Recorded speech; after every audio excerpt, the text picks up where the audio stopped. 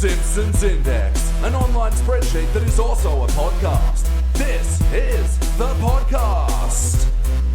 Coming at you from the dank in Newtown, this is the Simpsons Index, episode motherfucking 50! Woo! Excitement noises. And joining you for this half century is your host, Elliot Jay O'Neill. And joining me in the dank this week is... Until 1796, I was known as Hans Sprungfeld, murderous pirate. And... Claire, and I'm not a bloody jukebox.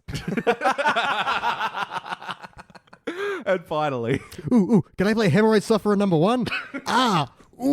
Is there no relief? And yes, as previously mentioned, this is the 50th episode of this podcast. Oh my God. But yeah, thank you guys for joining me for this very milestone-y episode. And You can taste the miles.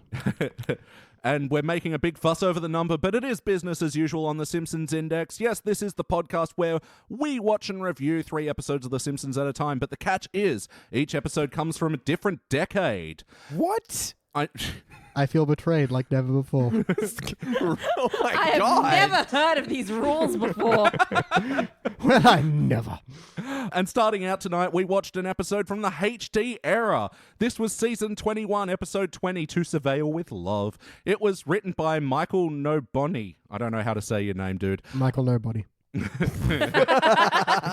Savage. I'm sorry, that. Mike. I've had a bad day, Mike, so get ready. Batten down the hatches. I'm coming for you. Honey, there's a big storm coming. And its name is Hemorrhoid Sufferer number 1. And this episode was first released in May of 2010. In this episode, I don't even know where to start with the synopsis so much with this to one. decompress. Yeah, Lisa's like a blonde. yeah. Essentially, Lisa gets a bunch of blonde stereotypes lumped onto her, and also the town of Springfield gets a lot of cameras installed, lots of hardcore surveillance, and There's that illegal anything, no rules. No, not no rules. Anything goes. There's that anything goes part of international waters. yeah, there we go. Yeah, there's a blind spot in the Simpsons' backyard, free from all the surveillance and prying eyes, and So it's a 1984 reference, but taken to illogical extremes. oh wow, there we go. That's why I have you guys on, because you are the type that read books. Indubitably. Anyway, guys, what did you think? It's was- pretty good. It's not great. It had its moments. Like there was stuff I laughed at and thought, hey, that was fun. Yeah. But I think too much has happened. It felt like I watched 3 episodes. It felt very rushed, which is weird that we then had a B story. And Yeah. my immediate praise is going to be it has a plot and a structure, unlike a lot of the HD era stuff, which doesn't. So that immediately gets us a lot of points. Claire, you have a face that says, "I don't know what you guys are talking about." Yeah, that episode was terrible. Oh, I'm sorry, that's just your face. Oh, you didn't like it? I did not like it. I mean, okay, yeah, it had a plot, but it was that's a really low bar to set, firstly. I mean, it's a TV series. We've been to hell. We know what it looks like. Okay, all right.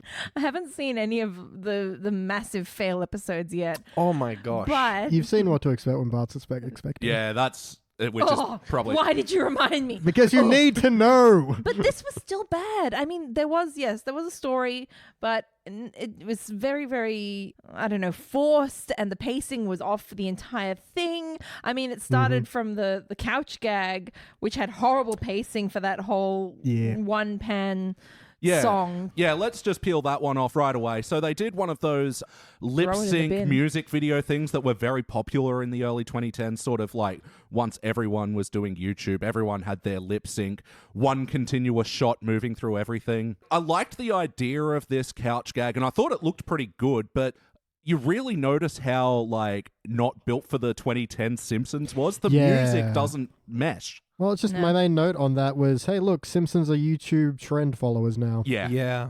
What's hot that we can rip off? Yeah, and okay, after so many years of being on, you do have to find something to stay relevant to the kids. But Yeah. Bottle of Jack felt like product place. I can't say the things today. Any of the things. It felt out of place in a Simpsons episode. That whole decade was, quote unquote, a hot mess. And the Simpsons really should have just tried to gloss over it, but instead they've dived right into we it. still and in it's that so decade? cringy. No, aren't we talking about like... wasn't it 2010s? Yeah, 2010. It was the start of the decade. Decades move so We were- fast. Do we have a now. name for this decade yet? No one remembers what the 10s were called the first time around. Yeah, and even there's lots of arguments about the aughts, the noughts, and the... Yeah, we Yeah. literally asked my nan who lived, and she was like, I don't know. But yeah, could $sign ha, like... I don't like her music anyway, do you guys? Like, I can appreciate that it was prominent at the time. It was huge. it's like how Claire was talking about that episode. It had a plot. Kesha, yeah, she made music. Look, I wouldn't go out and listen to it. She released but albums. It was a huge club hit, you know. Millions of people did like it.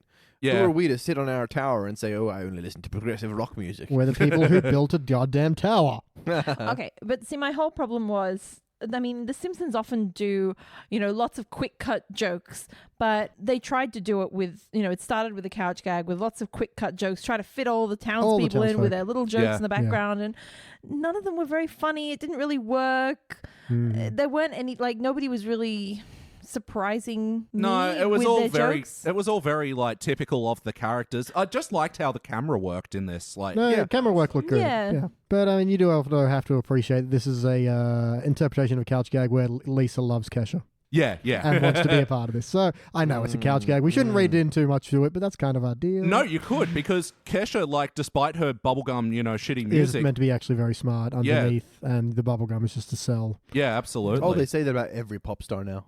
Yeah. They're all keen financial economists that are manipulating the masses for millions True, in between you build making empires in between your albums, but university degree after university degree and lecturing at Harvard on astrophysics. But I'm fuck- looking at you, Mr. Brian May, and your pop career. So yeah, the couch gag, okay, we got mixed opinions on it, and with the episode as well, because I actually quite liked it. And I thought it did the thing that we've noticed where often episodes don't stick the landing and they start out okay and then they just fall to shit. I thought this one actually built up a decent story out of shit. yeah, it's true. It starts off like very much twigs in the breeze, and somehow they become a house. Yeah. So just talking about the story briefly, I didn't like the Lisa plot. No, it was No. dumb. First off and fundamentally, it feels just strange to me hearing that she's blonde. I mean, realistically, I can understand her hair clearly isn't any other color. It's not black, it's not brown, it's not red. Well, it's but- it's technically skin colored. Yeah. It's like if our hair was like pink or and there brown are or blonde black. people in the show who have yellow skin and then blonde hair on top of it. Yeah. Very true. But LT Smash, for example. more Yeah. than that, it's like Lisa's hair is a fourth wall thing that no one ever mentions.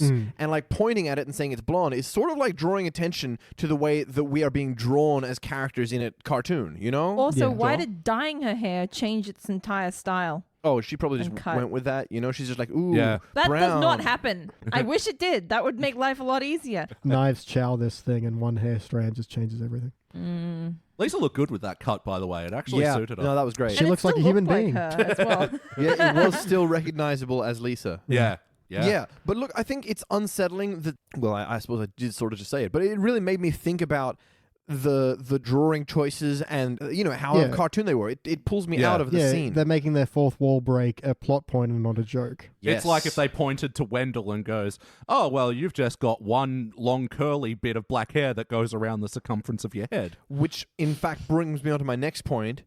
Homer's hair gags, I never worry about, you know? They're always quick and funny. Yeah. They're quick and funny, and the whole thing isn't about getting my 3 pieces of hair back, or that the thing that goes right the way around the back of his head is 1 piece of hair. Yeah. Does he ever worry that he shaves and his muzzle immediately comes back? No, it's just the thing. Yeah, it's an aside. It's a nod to it's a wink at the camera. But if that was a plot point, yeah, that would be a problem. But also the surveillance plot. This, I thought, was the strong point of the episode. clearly, like, this is sort of really happening in London, isn't it? London and Oh, surveillance. it already- always, Yeah. yeah. Yeah. But also to great success. So, Yeah.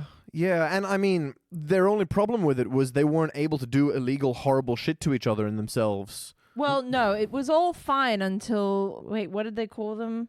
The Buddinskis.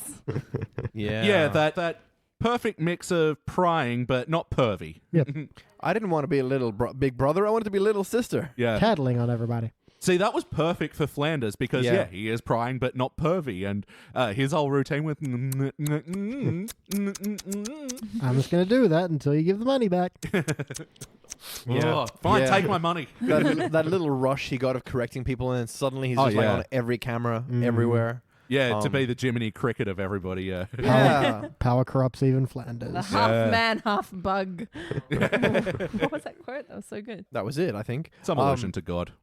But yeah, I think that really worked well because that was a logical extension of his character. Yeah. He was trying to do good and be the moral compass for everyone he could and help everyone, just like Jesus or God.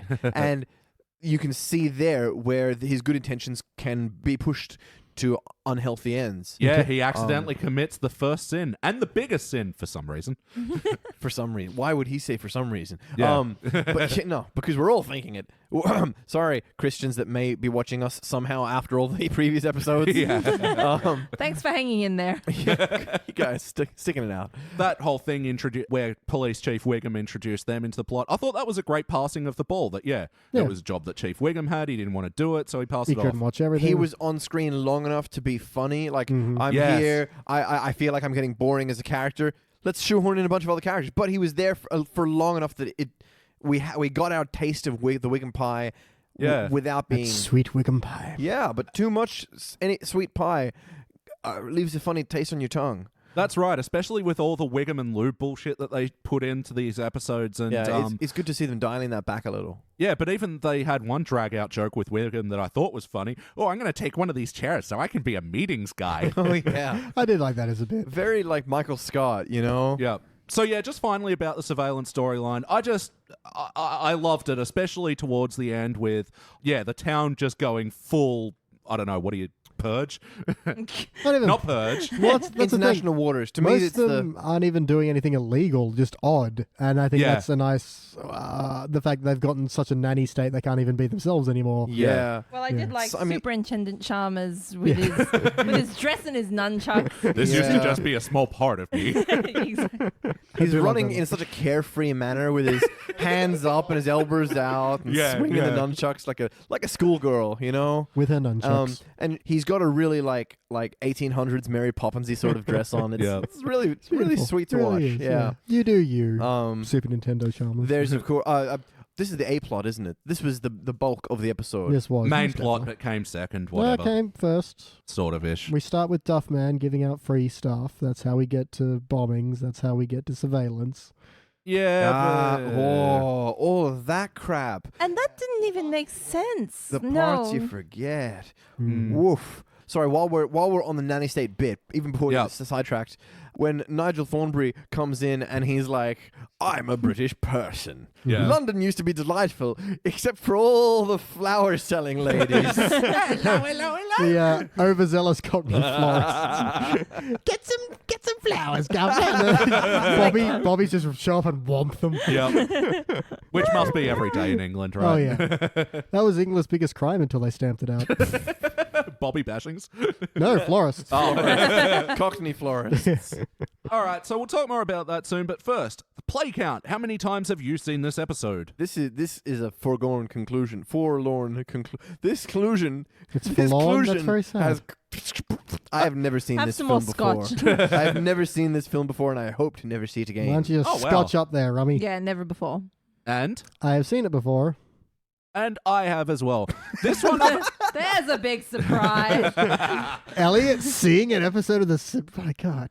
back when it first came out, I actually watched it a fair bit. I'd even go as far to say it was probably my top 10 of the HD era. But having watched it now, I do, with this critical eye, realize a lot of its flaws. So ultimately, did it feel like an episode of The Simpsons? Lisa plotline, I'm going to say no. That just feels so disconnected and blah. It was so trite. Like Lisa is Lisa, but everyone else is kind of a dick. So Yeah. But Flanders being overly protective to the point of madness.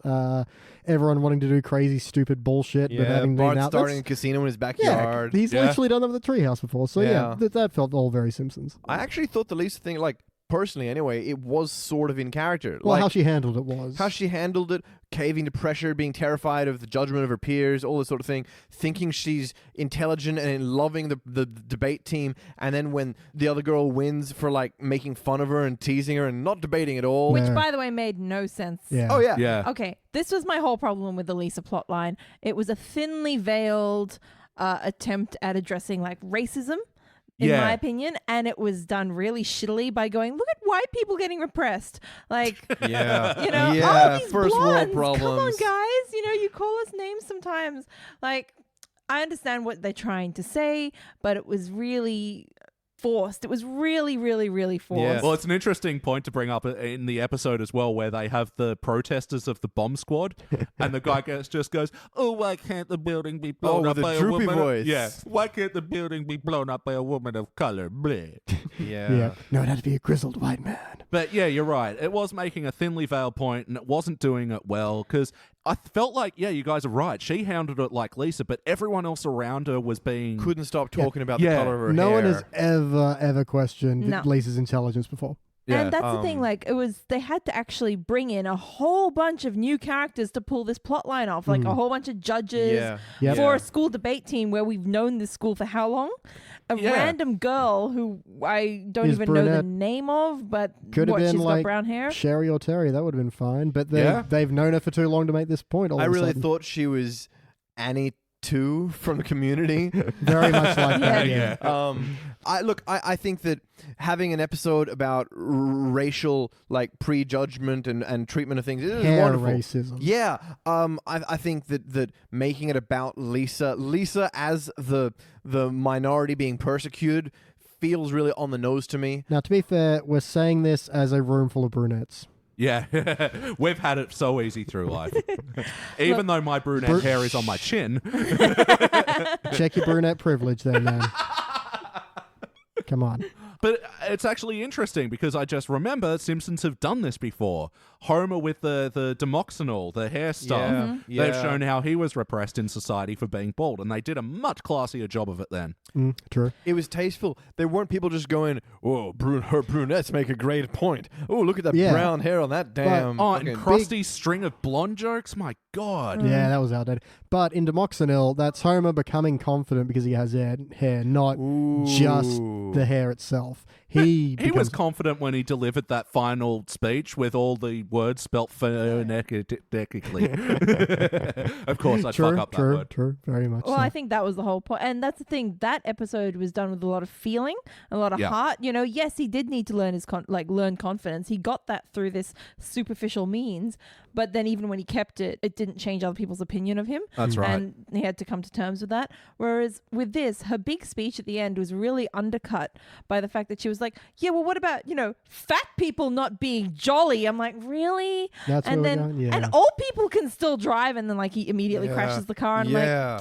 well, that really Terrible doesn't. Yeah, pacing. Yeah. bad pacing. It ruins any weak writing, heartfelt isn't it? message as Yeah, well. well, why is comic book guy eating pizza watching a Why school is he debate? even at the... Yeah. He doesn't Why have are they kids. undercutting everything that Lisa says? Why are they trying to undercut her message? Yeah, they're undercutting Lisa's point as she's grandstanding, whereas, like, when Homer was grandstanding in this episode, they handled that beautifully, and then Ned sees what he's done wrong, and then they go around taking out cameras, and that was fucking hilarious. Yeah, that was wonderful. Homer is a white male, aged 18 to 55. Everyone listens to With him, dark hair. even if there's only 3 of them. Yep, still dark. All right, so let's talk about the wackiness of this episode. Well, yeah, everything to do with the blind spot. Yeah. Yeah. But that's, people have their freedom now. Wacky. Yeah, Yeah. that's not even like wacky writing or wacky things happening so much as No. it is people exploring their own inner wackiness. That's Crazy Night in Vegas wacky. Tying stakes Yeah. to your feet and walking Yeah. across burning coals to cook them. It's totally possible. It actually kind of sounds fun. Yeah. Who wants feet meat? Oh, I hope God. wash those feet. Or he gives those steaks to the dogs. That Yeah. doesn't sound boom, hygienic. he ate Ate them off his own feet. Oh, yeah, but it's your own feet, Claire. Yeah. Dude, It's still gross. you know but what your feet are like. You've cooked it. It's fine. It's been cool. on one Only side. on one side. Yeah, the clean side. Yeah, feet spices. Or the floor side. And it is kind of wacky the way that Flanders was able to talk with the town, but I feel like you forgive it because the material's all good around it. Do you? I So- forgive, I forgive nothing. What you mean where he pushes the button and he tells people Yeah. stuff? No, that was fine. That was a way Were that they doing like a Batman thing? kind of... Hey, No. you kids, No, get no. off the No, park bench. I know what you mean, Oh, man. imagine if Batman just did that. I'll punch you in the goddamn face. Yeah, second one. Dark Knight. Yeah. When they turn all the phones into like the surveillance camera Yeah. state. Hey, stop Stop skateboarding like a radical dude. Yeah. I see your butt. Well, And Lucius Fox is all, this is too powerful. You can't look at that many butts at once. Beautiful. I do like the way that Bart managed to outline this blind spot. Oh. And then Tiny. what was the line? Tushy, boy cheeks. Boy cheeks. Put away that coin slot. And then Homer comes in, walks up to Bart and goes, "Hey boy, what are you doing?" Experimenting with my butt. Oh my god. My little Einstein. Yeah. See, that to me unveiled itself a lot better than the other joke that they did with Cletus. If you don't agree, say I have sex with animals. I have sex with animals. But I do not with- agree. Yeah, and it's so like. Well, Yeah. that feels like a little bit of dig at the, what do they call it? Rednecks. Patriot Act. Oh. So, you call it the Patriot Act. Oh, you disagree with the Patriot Act? Really? What are you, red commie scum? Well, the Lisa part of that gag, which Oh, that was, worked really well. say I hate America. Yeah. Yeah, that worked. Yeah. They just but pushed it too far. Again, with I Yeah. didn't theirs. need that Yeah. second part, but I agree with that completely. Yeah, so overall, not like a terribly wacky episode. Its wackiness is not its fault, but did it have heart, people? Homer chirp, had some heart for chirp. doing stuff, for making feet meet. It's rare that Flanders admits that he's wrong, so that's nice. Yeah. That's not hard. they were feeding rats to Todd. That was good. They weren't feeding That's rats not to hard. Todd. They're gonna They eat were- his heart. It's Yeah, they different. were doing a reverse Richard Gere to him. Oh. He's a big, Allegedly. To all those Thank listeners you, out there 'cause who are Richard Gere. I was about to Sorry. say he's a big fan of the show, and you just Yeah. lost a viewer, man. We only have so many. Yeah. Yeah. To all the other viewers that put hamsters up your butts, go consult a doctor first. Or Consult a Don't do doctor it. and see if shoving hamsters up your butt is right for you. Consult a vet. not, Hamster, have you been taken and put up somebody's butt? Anyway, So yeah, not a lot of heart throughout No. this episode, really. Like, I don't even know if we can comment on the heart. no. Lisa, not really. She feels oppressed and sad. know what? and- Yeah. seeing Chalmers be himself. Yes. Yeah. Yeah, he got it. He's got it. Chalmers was probably the best Superintendent. Yeah. part. Marge did get Lisa that little book with the depressing Ah. ending.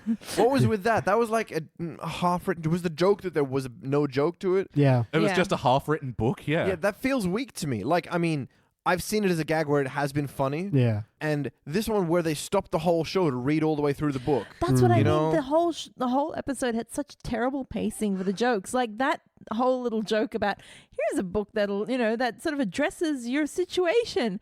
Oh, she has no friends, and it stayed that way. Yeah. That would have been a funny joke, but they just Which is a shame because, stuffed like, it. it looked good, the animation, Yeah, changed animation. I mean, it was just going into single drawing line. It was as simple as you could go. Yeah, but, I mean, they nailed the stylism and, like, the shaky outlines and everything. Yeah, yeah. and there were a few cube jokes. Yep, clever puns, Foursquare, and Round up the family and let's roll. Yeah. lots of shape-based puns, but then no conclusion, and then she goes, "Oh, that was uninspired." So Yeah, so there's a waste of like minutes of your life. I feel like that was specifically referencing that entire scene. yeah, It was totally. a fourth wall, so that was uninspired. Yeah, so Yeah. they were telling you about the ending. This metaphor will not help you. So yes or no? Do you think you'll watch this one again? No, look, there's way more. No, there's very little that I'd be interested in going back to see. And they did it better before. They've done this better before. Fair enough. I don't like it. I don't want to watch it again. It'd pass my hangover test, but that would have to be what's going on. Bart's made a casino before. They've been in international waters before. They've been to international waters before. Yeah, but that DVD isn't in and the thing's on. And I mean, if I move now, I'm going to have to reorganize the sources that I have on my chest. And it's right in the correct dipping place. I assume that they just like literally squirted directly onto your bare chest. You assume whatever you like. bare chest. Ooh, is that? Try more of a... Yeah, I was thinking that bear's coming onto me. I think we've just invented a new way of eating McNuggets. I know, I'm excited now. Let's get hungover. Wait. Get a bear. I know this happened a while ago, and I'm sure I've already complained about this, but I can't believe they got rid of mustard sauce.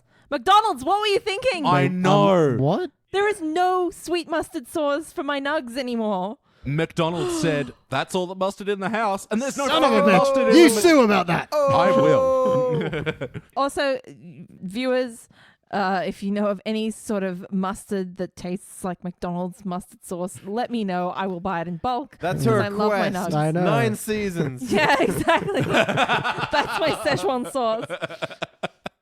That's great. You know, we'll go and we'll buy all the honey mustard we can find and start dipping. It's not honey mustard. I'm That's sorry. the problem. Nobody understands.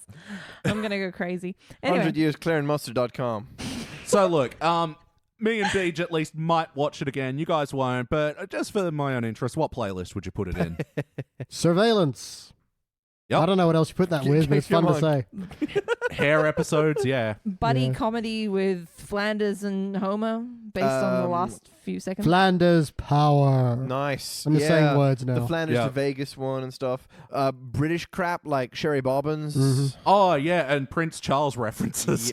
Oh my God! How do we not mention the Queen? Yeah. How do we not mention Ralph being a lector? Oh, that I'm was- a furniture. Do James L. Jones, Ralph, I'm a furniture. I'm a furniture. That was great. Can you tie on like Luke first? Like Luke, I am a furniture.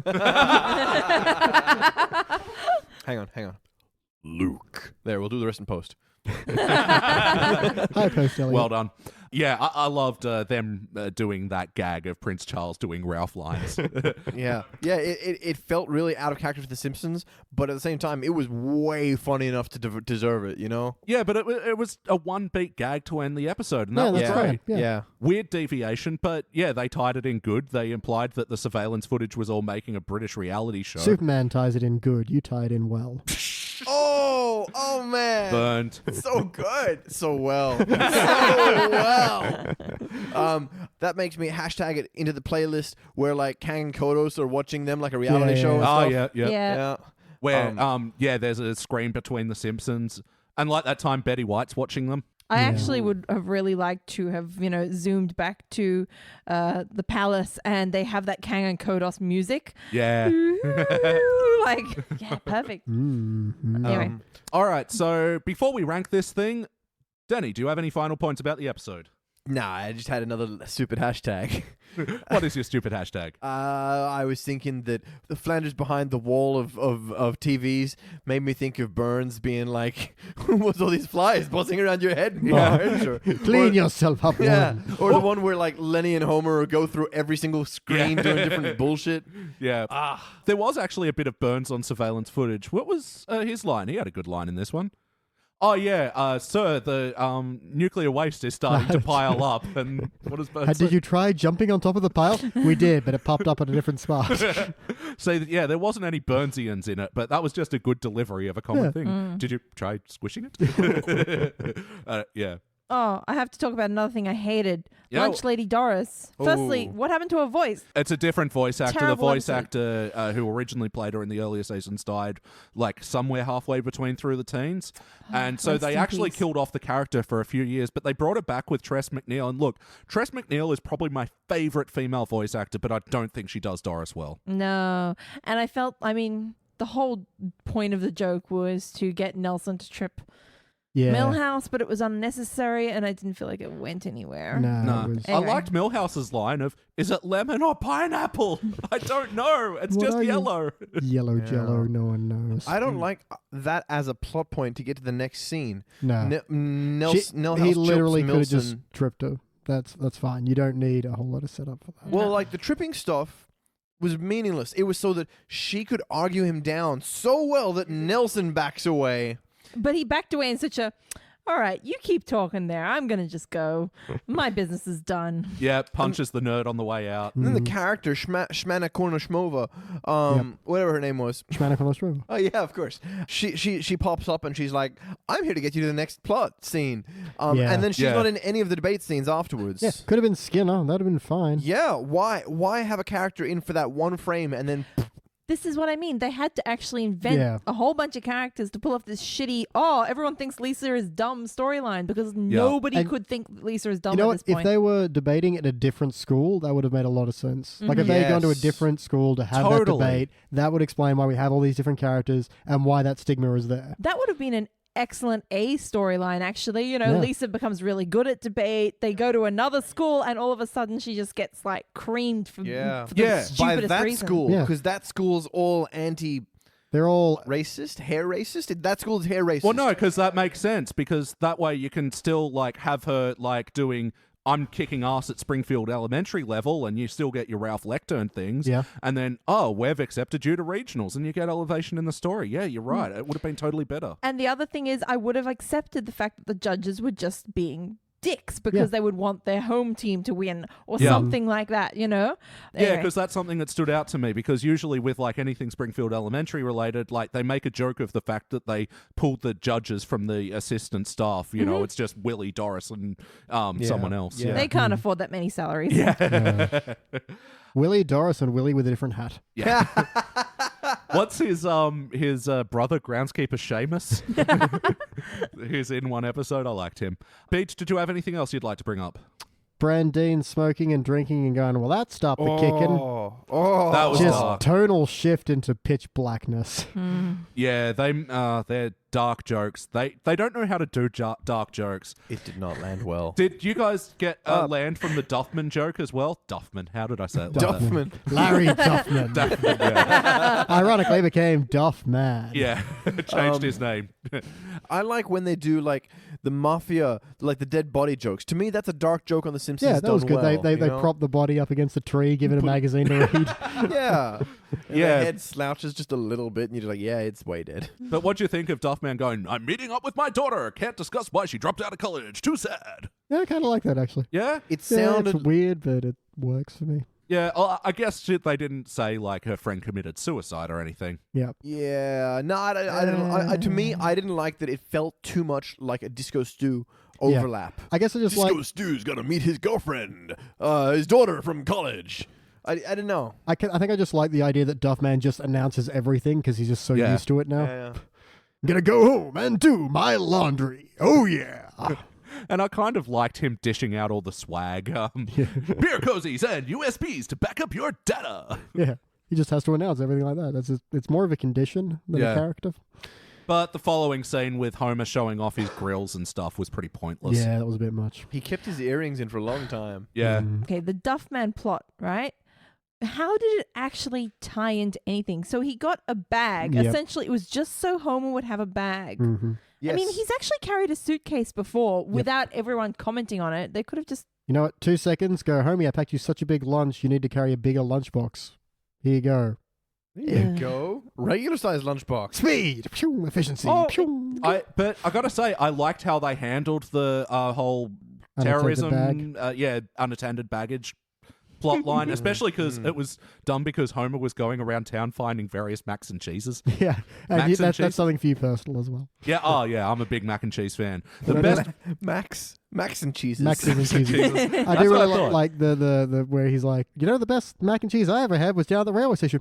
I'll check that out sometime. And then just subtitle just says, as soon as humanly possible. Yeah. He's just at the train station eating mac and cheese. talking with a guy who's then recommending another one. Well, the best mac and cheese I ever had Well, was I'm from already kind of full, but... Ogdenville. Elliot, I feel like we just figured out what we're going to do for your birthday. Oh, mac and cheesecake? Way too No, much. mac and cheese like Pop crawl. pop crawl. A mac crawl. Well, we pretty much done that when we went to America. Like, I got mac and true. cheese pretty much everywhere we ate, and the We best need, we need to talk to people and find out where the best is. America hit us up. That's why your sweat is yellow and creamy. I heard the hunger in his voice there. Your sweat is so yellow and creamy. Why don't you come over here? I'm going to lick your face a little. Run, Elliot, run! Oh, yes, run. That'll sweat more. Run, little rabbit. But yeah, the best mac and cheese I had in America was surprisingly in Disney World. You wouldn't think. It was just... Cobra Chill. Oh. Simpsons Index live from Disney World. Like and share, Mickey. Yep. And the other thing I liked about the Homer mac and cheese storyline is that when the train station did blow up, the train clock lands in Homer's backyard. And then he goes, ooh, dinner time. Yeah. He's already had 3 mac and cheese. Yeah. Good old Homer. Oh, I am so mixed on this episode, guys. What was the best things about the episode? Mac and cheese. The concept of the whole town under surveillance was pretty good. The thing is, the plot we finally get to is pretty good. It's just getting there is so stupid. And then the whole Lisa thing is dumb. We already have written a better plot. They waste a lot of time. They I really mean, if you cut that out, there's I feel like it was only a 10-minute episode. Yeah, I feel like there's a better... We have a good B plot in the sense that if you turn the A into a B, you'd have a better episode if you attach it to something else. So pluck out all the parts we liked and put it in a better episode, and then we'll be fine. Yeah. Let's just Frankenstein a better monster. No, that's a good point, because... Yeah, I think we talked a lot about like the ending as well, like because they really bring it together at the end, and oddly enough, when they drop the Lisa shit. Yeah, pretty much. Oh, today's food index. I don't know where it came from, but Beach Burrito Company once again. They were good. They're great, guys. What did you think? People in California, do you have a Californian? Is that like a thing? oh yeah, is that true? Do you have chips instead of rice and beans in your burritos? Or is it like a bloomin' onion and it's meant to be an Australian thing that we've never had anywhere other than Outback Steakhouse? Oh, by the way, America, hate to spoil it for you, but Outback Steakhouse, to us, that's a really American-y restaurant. Yeah. Yeah, it's super American. And no one drinks Foster's. No. No. Oh, ew. That's like the sheep's eyeballs we used to see if you're actually a foreigner. Yeah. If you ask us for a Foster's and shrimp, yeah. You're getting your ass kicked. Fucking But- shrimp. Blooming onion is delicious. Oh, it's delicious. I'm Thanks just saying. for importing it for It's us. amazing. Yeah. It's beautiful American food. It is beautiful American food. Yeah, it's not a very Australian thing to go, you know what, we should deep fry this onion. It's not a thing we would have done. Just chew it Nah. like a fucking apple, like a Yeah. man. Yeah, Like a we're fucking man. Just yeah. cook it in the sun and then just bite into it. Yeah. Beer batter. That's how we Oh, do it. yeah. That's how we roll. Beer on everything. B-E. See? Yep. Ow. Beer feet steak. Oh, Beer seared feet steak. The last thing I want to mention is when they mention Ken Brockman mentions the plutonium blowing up. Mm-hmm. It was enough energy to generate 17 Hulks and a Spider-Man. Here's artist rendition. It was so I like it. dumb and pointless, but I loved it. No, I giggled. I did giggle. the Kent Brockman part, well, it wasn't really a Kent Brockman thing, but where they were betting on the weather. Oh, yeah. That yeah. was cute. I like that bar scene. Yeah. Yeah. Well, it is time to rank this thing. Oh, yeah. Oh. No, it wasn't that. It was the 2 Unlimited, wasn't it? On the Simpsons Index, we rank using our 6-point scale, which starts down the bottom at failure. And then maybe if the episode's met, it's a participant. Then going up, it's good, bronze, great, silver, excellent, gold. And then for the best episodes, the ones that are so good that you'd be like, oh, why haven't I watched this yet? What's wrong with me? You'd give that episode cubic I zirconia. call myself a Simpsons fan. Yeah, be like, hello, work. I can't come in today. I found out of a bunch of episodes I haven't seen. Anyway, let me go first. I'll show you how it's done. It's been 50 episodes, Elliot. We know. What? I It's been how jest. many? We have a ranking system? What's going on in here? What's The Simpsons? Who took my false teeth? Why are you asking questions? Please let me leave. Why is this man sweating mac and cheese? Where's all the mustard? Surely someone brought some. Oh After my all god, this it's like McDonald's all over again.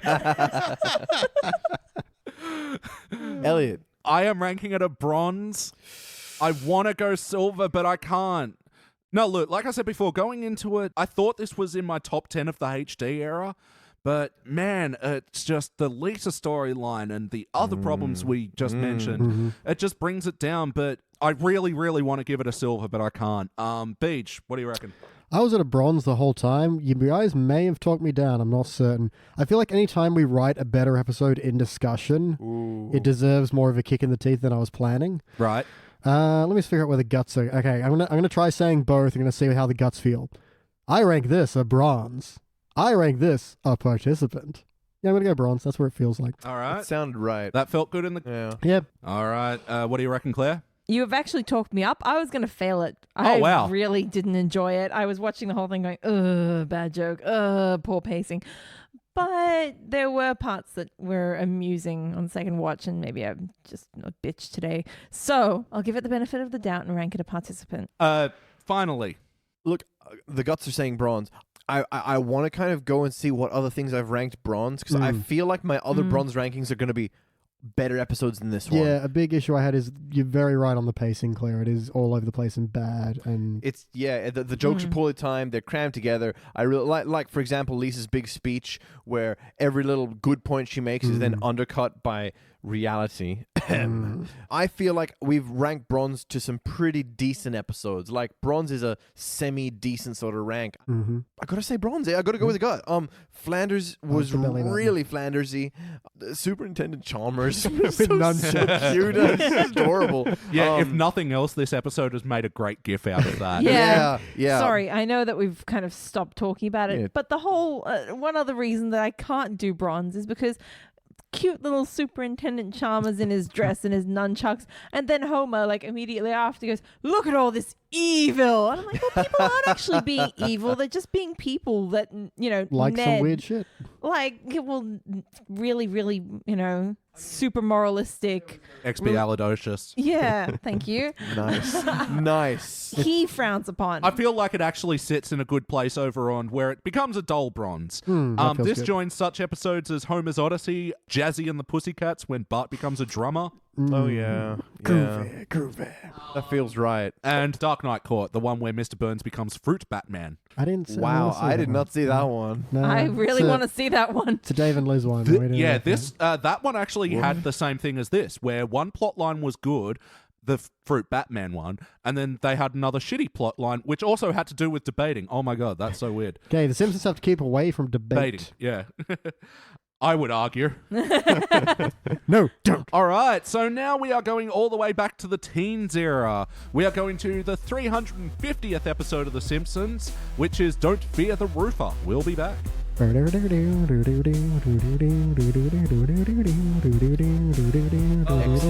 riff. Need more cowbell.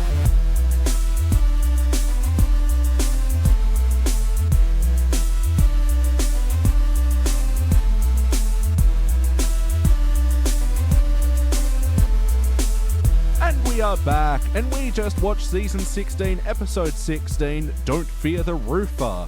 This episode was first released in May of 2005, and it was written by Kevin Curran. In this episode, the Simpson family home opens a roof hole in all this bad weather in Springfield, and Homer finds a roofer contractor guy that apparently it doesn't exist, but then he might.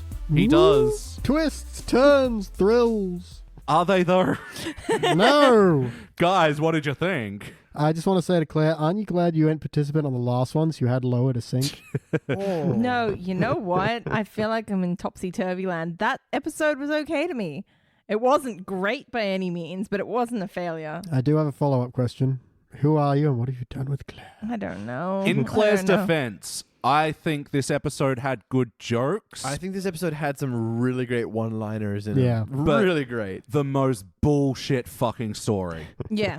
Like, this is Simpsons not giving a fuck. And look, I guess it's like mid-teens. This is around the time when they're pretty much done every story that they can possibly do. And I guess what they're doing is poking fun at the fact that, oh, this is how predictable it all unfolds and all that stuff. But it just does come off cross as a bullshit, convenient storyline. Does Ray Romano exist in the Simpsons world? He must. Well, they have the show on TV. That's the whole reference. It was just a plug for his show because at the end they were like, hey, still watch it. Watch it Still while on you TV. can. It's mediocre at best. Fun fact, 2 weeks after this episode aired, Everybody Loves Raymond had its final episode. Well, there we go. Did you guys watch it at all, or...? I watched it 'cause it was on, and because all the father's dialogue was great, and everybody else's sucked. Yeah. When I was like 12. Yeah. Yeah. It was a long time ago, ladies and Yeah, gentlemen. it was just Yeah. important to watch TV. It didn't really matter what. Yeah, And so, Yeah, I guess it was right at the end of the, 3 to 5 channel era. And, Yeah. and yeah, it was just on. I hated it. Like, for the same reasons I hate Big Bang Theory, it's not that it's a bad show or an offensive show. It's just, it doesn't try hard. So if Ray Romano's a real actor, person in the Simpsons world, Oh, no, he is. have we seen him? We have had Boo Barella talk about, if you look closely, you'll see a young Ray Romano. Oh, yeah.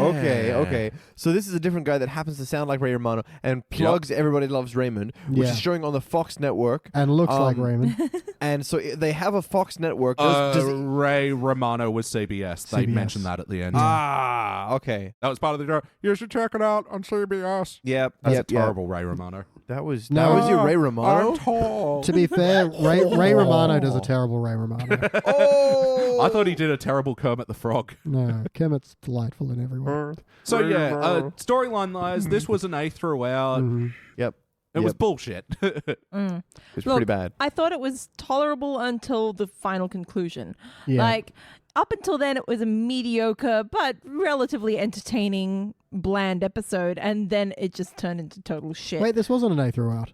You forgot about the B. Oh my god, yeah. Because there's it's a so two- inconsequential. There's a 2-scene fucking filler storyline of, they bring Santa's little helper to the retirement home and then...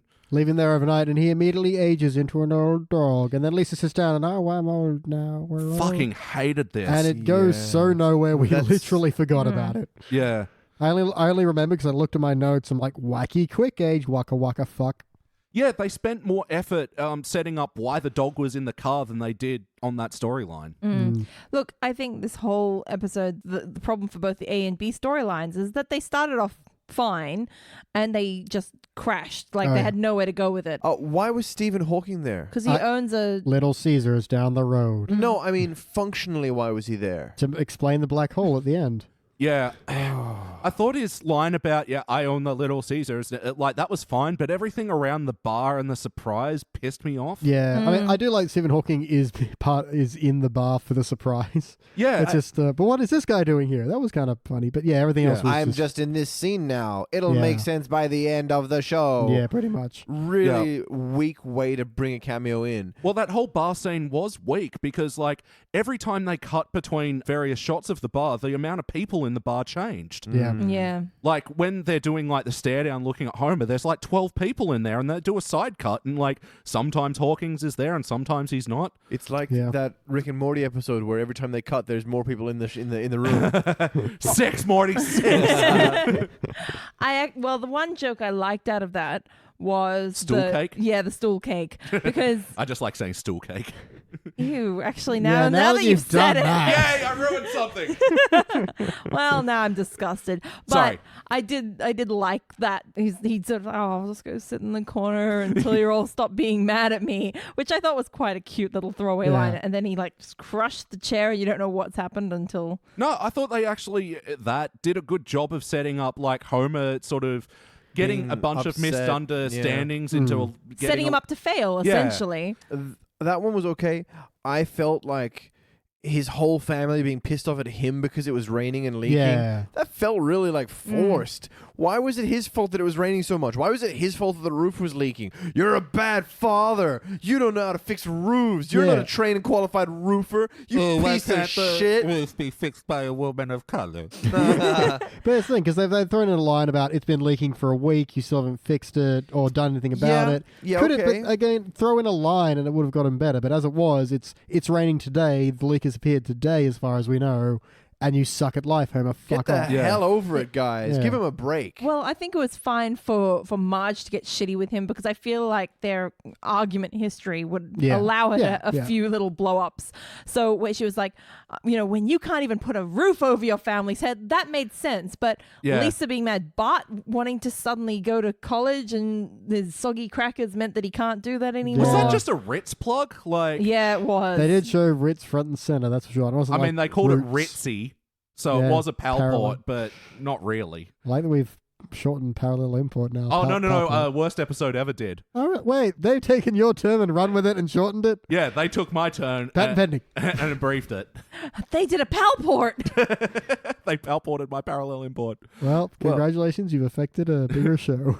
But look, I liked Lisa's thing because especially like that whole Hot Wheels sequence, like that was cute. funny to me. Yeah. Hamster hit his head on the way out through the metal box. Yeah. Oh, did he? Yeah. Oh, Ooh, hamster. I hate how the cat drowned though. That was morbid. Well, the thing, it happens. Okay, so the keel is turned into quicksand with all the rain, but that's in like the kitchen, and Homer reacts to it at the front door. You're like, Yeah. What? That ruined it for me. yeah, it was weird. It was like, I how didn't does he know mind- that's happening? I didn't mind the cat quicksand because, Yeah. you know, the poor animals of the Simpsons household never catch a break. They've been through many snowball cats too. Yeah. But I just wish they stopped it before it fully submerged, and then they hang on the shot of its tail kind of crimping, and Ooh. Crimps, but it's up, so it's alive. I guess Maybe have the dog pull it out by the tail. You know, that'd be kind of cute. that'd be fun. Yeah, so the setup wasn't that great. And what about Ray Romano's performance himself? What did you guys think of him? Considering it was Ray Romano, and as soon as he appeared on screen, Beej went, ugh, like that. Yeah, it's true. Which kind of summarized everybody's feelings, I feel. Yeah. But I don't know. he was fine, actually. He was I think the problem was with his script more than his acting, you know? Oh, definitely. I think there were actually a lot of better episodes of Every Love and Loves Raymond than this. Sure. and Quite That's possibly. saying something. You Yeah. can't accuse an actor of writing the bad script, you know? You can't accuse Ray Romano of being an actor. To be fair, you can accuse anyone of anything, but it can all be Okay. groundless. Okay. I knew that was coming. Yeah, way to crash the Hindenburg, Shag.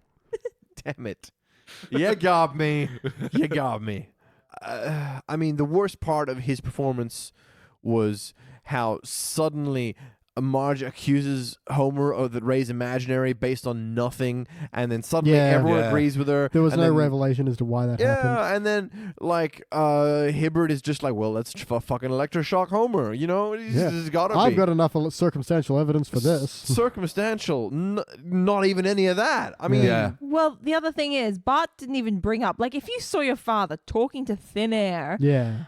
wouldn't you go over and be like, hey, you okay, Dad? Or, like, go straight to Mom? Yeah, Like, you actually, choice. again, just a scene where Bart walks up to Marge and goes, yes, gotta talk. foreshadowing, setting it up. Put that in instead of the stupid Santa's Little Helper storyline. Also, Bart approaches Homer from behind to tell him about the chandelier, whereas he later was actually on- standing behind Ray Romano, which is where So the they black hole was. So they fucked Fucking it. forgot their own blocking. God damn it. You know Yeah. what? Black holes mess with a lot of perspective. Of course they do. And they'd already set Bart up to not see Ray Romano for legitimate reasons. He had the tiles in front of him the whole Yeah. time. Yeah. All they needed to do was go with, oh, I'm sorry, I didn't really see anyone there. Well, I thought it was going to be, you're in a big hardware store, maybe someone carrying a mirror, you know? That's feasible. Yeah. Yeah, a non-bullshit science babble explanation. Yeah, that'd be nice. I think what they were trying to go for was wackiness. They just didn't have enough of it with the nail gun fight, which was very, very Yeah. uncomfortable. Like, Very. Yeah, oh, that was gross and so... All right. The reason I liked this episode and I felt like it worked on, well, I didn't like it, but it was passable for me, is that they set Ray's character up to be so perfectly specific to Homer's character that it was very believable that Homer invented him because, you know, he didn't get at all mad for Homer to eat and drink all of his stuff. Yep. He was, for some reason, totally fine with getting shot with a nail gun and then started a nail gun fight, but he hit Homer. If he Yeah. hadn't actually hit Homer, that would have worked quite nicely with there's no proof for him there. It's almost like that they didn't commit hard enough to all this setup, and they ended it with a bunch of bullshit. And even like Lisa's, oh look, it's an anagram of an imaginary. That just felt so forced. Yeah, Homer is not doing that. No, not even on a subconscious level. Mhm. Yeah. So we'll get back into more of the story, but play count. How many times have you seen this episode? At least once. I was getting a few vague memories of it, so I've probably seen at least part of it at some point, but not Yep. much. I think I'm on the same page. It feels familiar, but I think this is the first time I've watched it and paid attention to it. Yeah.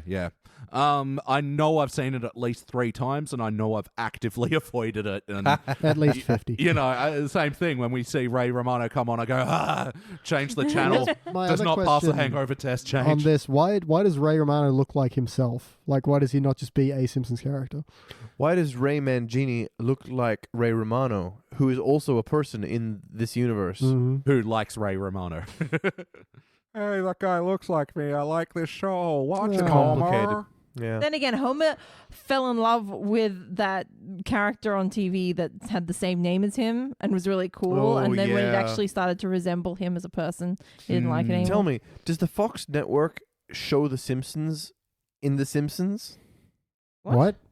Because the Fox network exists exists. in the world of The Simpsons. Okay. So okay. do they then show them? I'm going to say no. Huh. But we have a Behind the Laughter. Ah, that's Also true.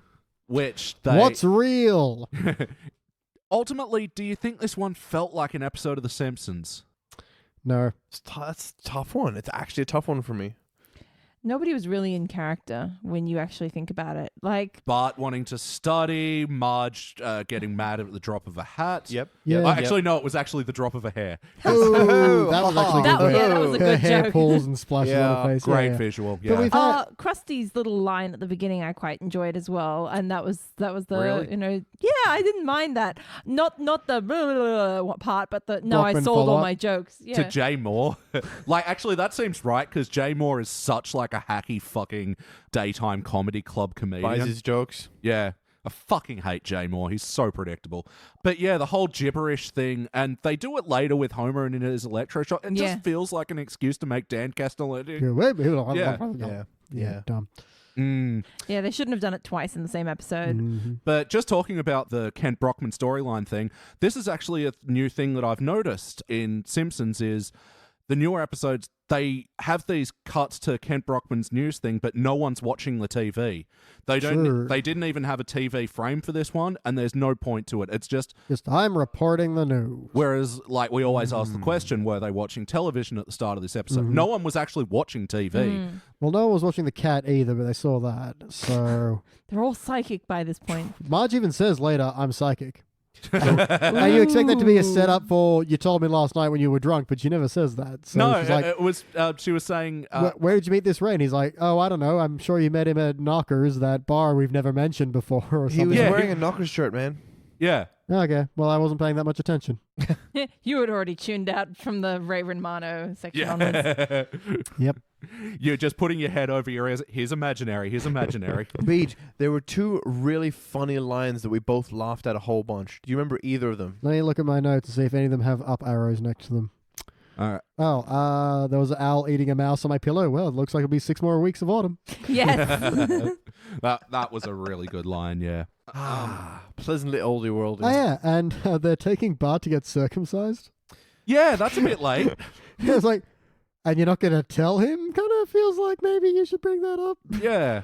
This is my high-pitched voice for serious content. But he was also fine the next scene. I mean, He wasn't like glaring at them going, why? Just one point, when they went back to pick up the dog from the retirement home, it was just Lisa there.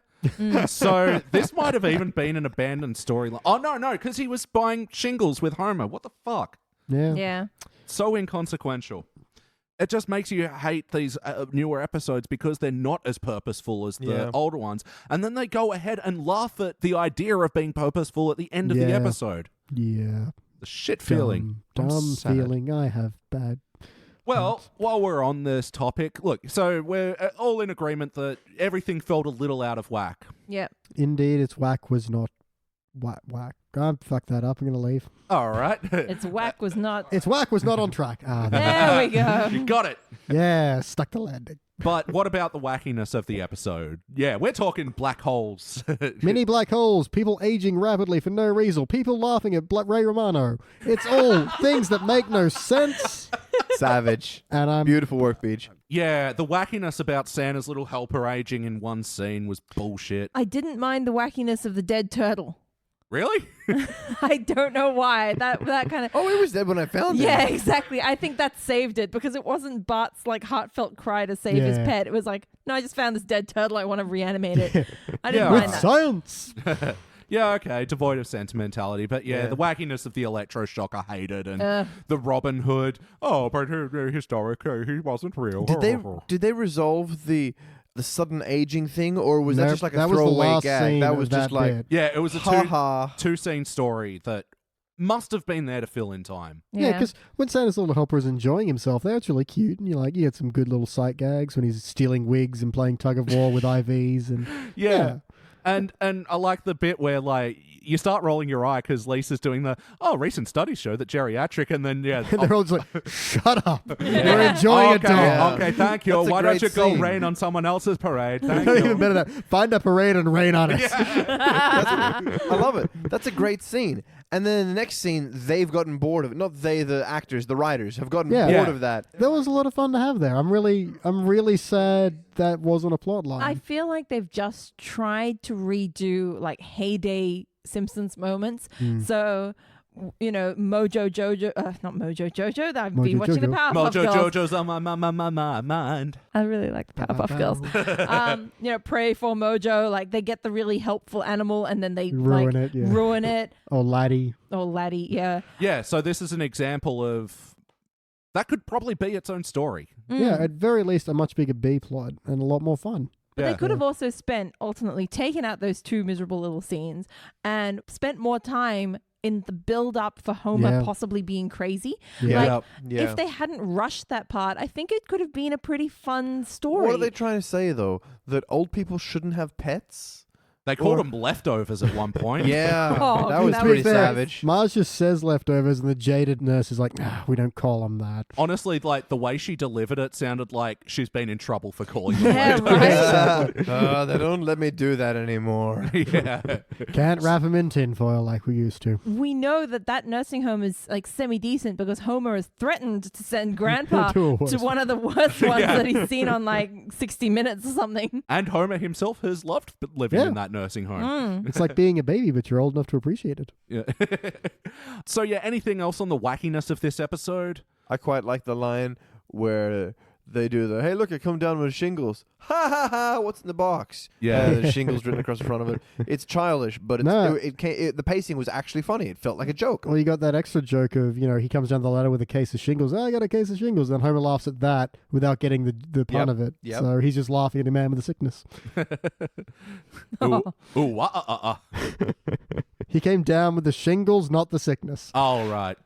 Guys. Groan. Disturbing.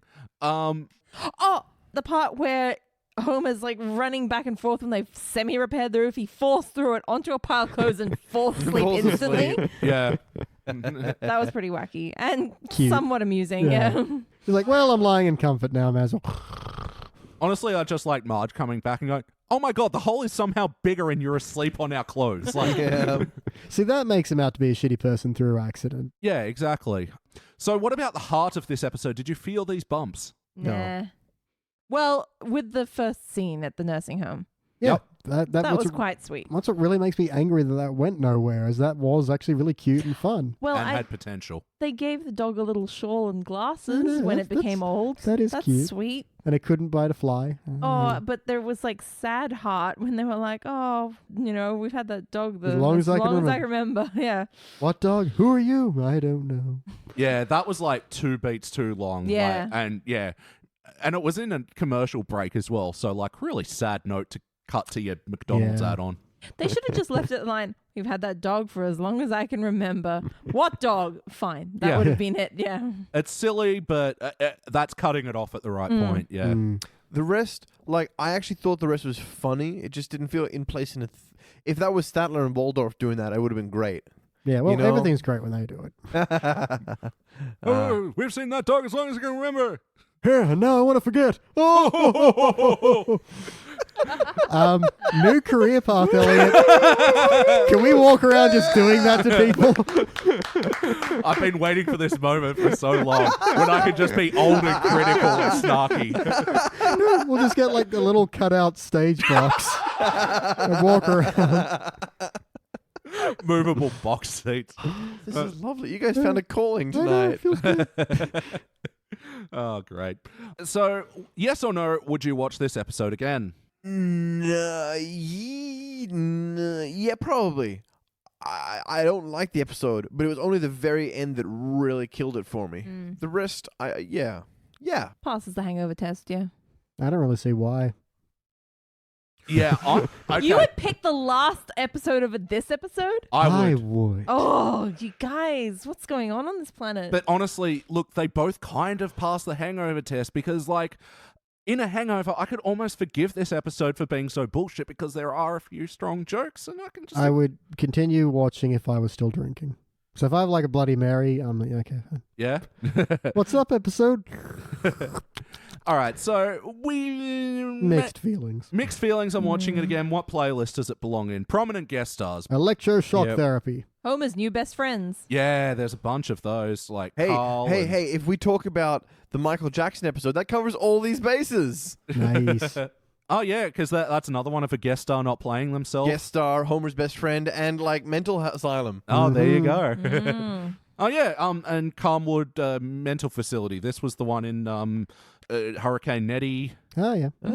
Dr. Foster, the Den, God Mercy on Us All. Mm. All right, so Claire, is there anything else about this episode that you'd like to mention? No, I think we've kind of covered it all. I mean, there wasn't a lot to it when it actually comes down to it. Oh, one last joke that I didn't like was the chandelier bit. Oh Yeah. yeah, that was so. I'm going to the prom now. Ho ho. Oh, there's a reason the chandelier on me is an inconvenience. I don't know. Yeah. I've got 45 minutes to get to the prom. It's like opening up a plot point, you know? Yeah. Yeah, Like, and it came from Bart going, "Oh, I played with a chainsaw. You know how I said I'd always hurt myself? Well, I hurt someone else." And you're like, "Okay, well, someone's going to be severed in half or something." in the old days, or not even the old days, in the medium days, this is the medium days, I was really expecting him to turn around and like one eye to be popped out of his socket or something, you know? Mm. It was going to Luckily be we something didn't. gross. Yeah. But no, I'm glad they avoided that at least. Yeah, yeah. BT, anything else you'd like to bring up? His lunch. Knockers. Yeah, That's all I got. Look, they did two jokes here that were really annoying to me where they said what it is, you know, I'm a depressed person at a bar. When's that ever happened? Yeah. I did like the joke where he was just like, I need a beer and a friendly ear. And he's like, I got my own problems. I lost this eye today. Like, not what you'd expect. Yeah, the bar scene at Knockers, like, that was, like, felt like, again, they were trying to make social commentary, but failing horribly. Yeah, it was Well, lame. like how, you know, they've got knockers They're and they have the flaunting it, sign. yeah. Don't look at it. Yeah. But it's making social commentary, but also Not. like it's taking kind of a gross stance on it. Like, oh, well, if they're going to show it, then why can't I look at it sort of thing. Exactly. And I was like, well, what side of this argument are you on? You're just trying to placate everyone, Yeah. but you're kind of just being gross in the end of it. Yeah. And, like, the simple fact is the women who work there, like, they know what they're getting into, and like they're allowed to like it. There's nothing wrong with flaunting what you got. Like, It's true. they shouldn't like feel ashamed. And I feel like this episode sort of It's a PG-13 strip club, essentially. Yeah, but hey, Although I do find it really gross that people take like their kids it there. is weird. Yeah. how they Like try if to it sell was as just a kind of family like, yeah, sold as a bar, then fine. But it's really marketed as like this family-friendly place. And it's like, Oh, man. yeah, teach your children Okay. to disrespect, you know, wait staff. Oh, well, it gets weirder. from a young Okay, age. for some reason, every time comes down, he wants to go to Hooters, so we go there. So, and up on the wall, they have like a picture of like the founder with his two daughters, and it's like in front of a Hooters, and it's like future Hooters girls, and it's like, that's creepy as fuck. that is creepy on a fucking Trump level. Yeah. Like, Yeah. Like, yeah. Oh, I want to have sex with my daughter. The daughter right here, sitting next to me. Bye, Hercules. Oh, now that we've dropped Trump, what do you think of Homer plus beer equals president? I like that because that's like a drunk fantasy. You're like, hey, I get better and better on beer. The more beer I have, I could be president. And then he's like, my first act as president. Boom, slam dunks. Yeah. See, that part of the joke I hated, but I just liked his drunk math. You know, Roofer plus home equals happy marriage, and then Yeah. beer plus Homer equals car crash. Wait a minute. Let me Did I figure add that again. up right? Yeah. No, I'll be president. All right, so I'm just going to bring up a wizard did it. Yeah. So the bartenders are like, oh, I only saw you talking to yourself because I have an eye patch. Ray has a beer. Who served him that? If it wasn't the bartender. Oh. Where'd he get those nachos? Tell us what you know, bartender. I'll take the other eye. I thought you were going to say, I want his eye. That too. I don't have too much to say about it, but I hated Frink's thing at the start. Yeah. Oh, we're out at our pizza place with the extra cheese. Boring. No, no, he's all like, maybe God is bowling. exactly as annoying as that. Yeah. Maybe God is Bullshit. bowling. What a piece of shit. One of the things I really did like was Homer on the roof waiting for Ray to show up. That was cute. Yeah? He's coming now. No. Yeah. The whole fade into nighttime and the musical sting? No. Maybe cute isn't the word I'm thinking of exactly, but I really like how it illustrates that Homer is a child at heart, you know? He's a golden retriever, as we discussed. Yeah. Yeah, absolutely. He's just waiting. He'll come. He'll come. It really highlights the simplicity of his character. You know, the Yeah. childishness, the Yeah, doggishness. the parts where he's not stupid, he's just simple. And It's he's very like, sweet. Yeah. I Yeah. like that Marge quickly went from being really annoyed with him and just being really sad and worried for him as Yeah. well, Yeah. which is very Marge Yeah. Yeah. to do that. I definitely feel like, as we addressed, there was a scene missing where she went from sad to having a reason to be suspicious that Ray doesn't Yeah. exist. Later on, where they drop their evidence, where like Flanders didn't see, Bart didn't see, therefore he doesn't exist. That feels like there's some sort of scene that makes her suspicious enough Yeah. to go with those. Those don't feel by themselves. They don't feel like evidence. Oh, those two people didn't see this guy. Yeah, I guess they attempt to build it up with Marge going at Homer in various points. Who is this Ray? I've never met him. And then, the next scene, Yeah. she's Barely, though. barely, yeah. Again, we said it. That time that they took up with the Santa's Little Helper scene could have been a scene that they could have had the family build up suspicion. I concur. Even one of those comical, like Benny Hill type going between doors so everybody misses each other. Yeah. Like that would have been wacky, but kind of built up the storyline a bit more. Yeah. And, to their credit, they tried to do it, but I guess it did result in the good bit with, here, I drew this portrait of him. What did you think I would feel like when I saw this? Probably like this. Yeah. I feel like it's missing some big like Gothica or Sixth Sense moment where Homer has the big freak out like, am I crazy? Yeah. Oh, is Ray even real? Am I crazy? What's even going on here? And he stares in the mirror and then, Yeah. you know? Then he finds his business card. He's like, no, he is real. For real, there's this big question mark moment, and he's gonna like be looking in the mirror, and he's scribbled Ray all over the mirror. Yeah. And, he looks down at his arms, and Wait a minute. Ray is Homer backwards. yes, yes, And we know that Homer gets weirdly attached to his new best friend, like Nettie, and like running after him Yeah. Terminator style. Yeah. Like that could have totally worked. Ray just got creeped out by him after he'd had enough beers at the bar, and then he'd been like way like huggy friends with Ray, and so Ray just changed his mind, didn't show up the next day. Yeah, absolutely. Like, Homer's rejection from everything else could have led to his desperation. Yeah. We could do like the Black Books thing where the next day he's like, what? I was the perfect gentleman. And he flashes. They both do their Who own has a wicked flashbacks toilet? of events. So like in Homer's flashbacks, he's got the Homer, top you hat. didn't do kabumbo, did you? No, I couldn't find a cigar. Beach said in the last episode, the ones where we rewrite the episode to be better, Yeah. we usually shouldn't rank too good. Yeah. I feel like we've really just solved this episode. In Salted, so many ways. But like we said, it did lead to good jokes. Even the electroshock therapy, where I hated everything about it. Hated the Robin Hood. Hated Hibber with the hammer. But I loved the thing. Don't eat the thing that you have to clamp down on. Yeah. Look, man. It's just Yeah. rubber and Vaseline. Marge, write that recipe down. I'm just scrolling through the Frinkiac script of it. Yeah. I'm at the part where Ray goes, that's what I like about you, Homer. Everything impresses you. And Homer goes, impresses? What a big word. I'm going to look that up.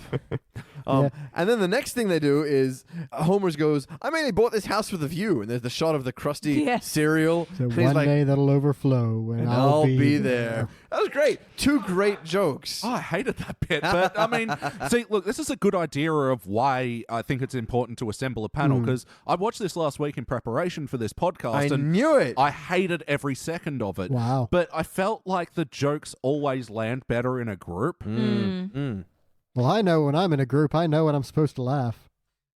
Oh, damn it. It helps me simulate emotions. No, I think that line works just from his delivery. It's not like, Yeah. that way when it overflows, I'll be ready. I'm going to go stand underneath it with a bowl and go, No, it's just like, it's a quiet, I'll be ready. One day. Yeah. Been waiting, but I'll it's coming. be there. Yeah. And yeah, it feels like Homer just being Homer, I guess, not being too Again, stupid. he's being the golden Exactly. retriever. that everybody else wouldn't have bought the house for the really shitty, loud, squeaky billboard. That's exactly what he loves about it. Yeah. Shag, did you have any other notes about this episode? There was another really good joke in it, and I'm trying to scroll through to find it. But we all know it was there. There were a bunch of good lines in a bad episode. That's sort of how I feel about it. There were a bunch of good jokes in a bad episode. That is fair. And I enjoyed it through enough, but the ending was bad enough that I know it's going to taint whatever I say about this one. Taint. I was just thinking it's very much a first draft of the Yes. episode. Yeah, Like, they came up with a semi-decent idea and they didn't work on it at all. Like, some very minor changes could have made this a quite enjoyable for everyone episode. Yeah. But they kind of just left it as like, oh, but we've got, how are we going to finish this? Oh, make it a black hole. It's so wacky. Oh, that's the first idea I've heard. That's great. Here's another line. My dad used to take me down to Johnson's Hardware. Old man Johnson knew everything about fixing stuff. When they built this place, he hung himself. Couldn't fix himself. Yeah. Sad. I wonder what rope he used. Oh, it was aisle 9. I like your idea of using Frinkiac. I probably could do that rather than actually notes. It's good, right? Yeah. So that means it's time to rank this thing! Yeah, salty. You're the best, Beach. You can go first. Oh, wow. That's a lot of pressure. Okay. Fine, Shag can go first. I was going to do it. Fine, Beach can go first. Fuck. No, now I get to go first. I went first. Yeah, I'm skirting a failure here. I think we've talked about it enough. There are enough good jokes that maybe it pulls itself out of the pit and we're the participant. I'm going to see how my gut box feels. Participant. Failure. No, participant. Alrighty then. Although I did like my voice on failure.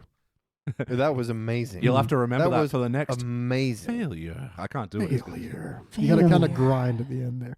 Failure. I'm getting shivers. Oh my Don't god! don't extend it though. Just failure. It's like you're subtly going between Bruce Wayne and Batman.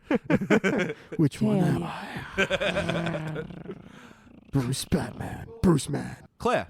Participant. Yeah, it's a nice, solid participant for me. I didn't think it was bad enough to be a failure because I really, really didn't like the last episode a lot more than this one. But yeah, it's not good either. Mm-hmm. And Shag. I gotta say failure. I've got to say it. There were a few really funny jokes, but the ending is really ugly, really badly written, crammed together. I assume they're trying to point fun at themselves at TV shows that get stuck in these plot points that there's no clean way out of. But there were way better ways out. We wrote a way better way out just then. Click like that. Boom, we're done.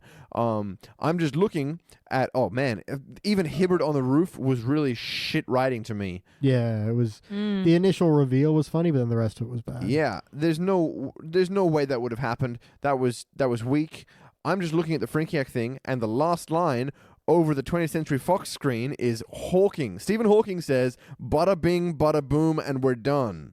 What he does? Of course he does. Sorry, I keep pausing We these haven't things gotten that before. far yet. Oh. Loud enough to the podcast.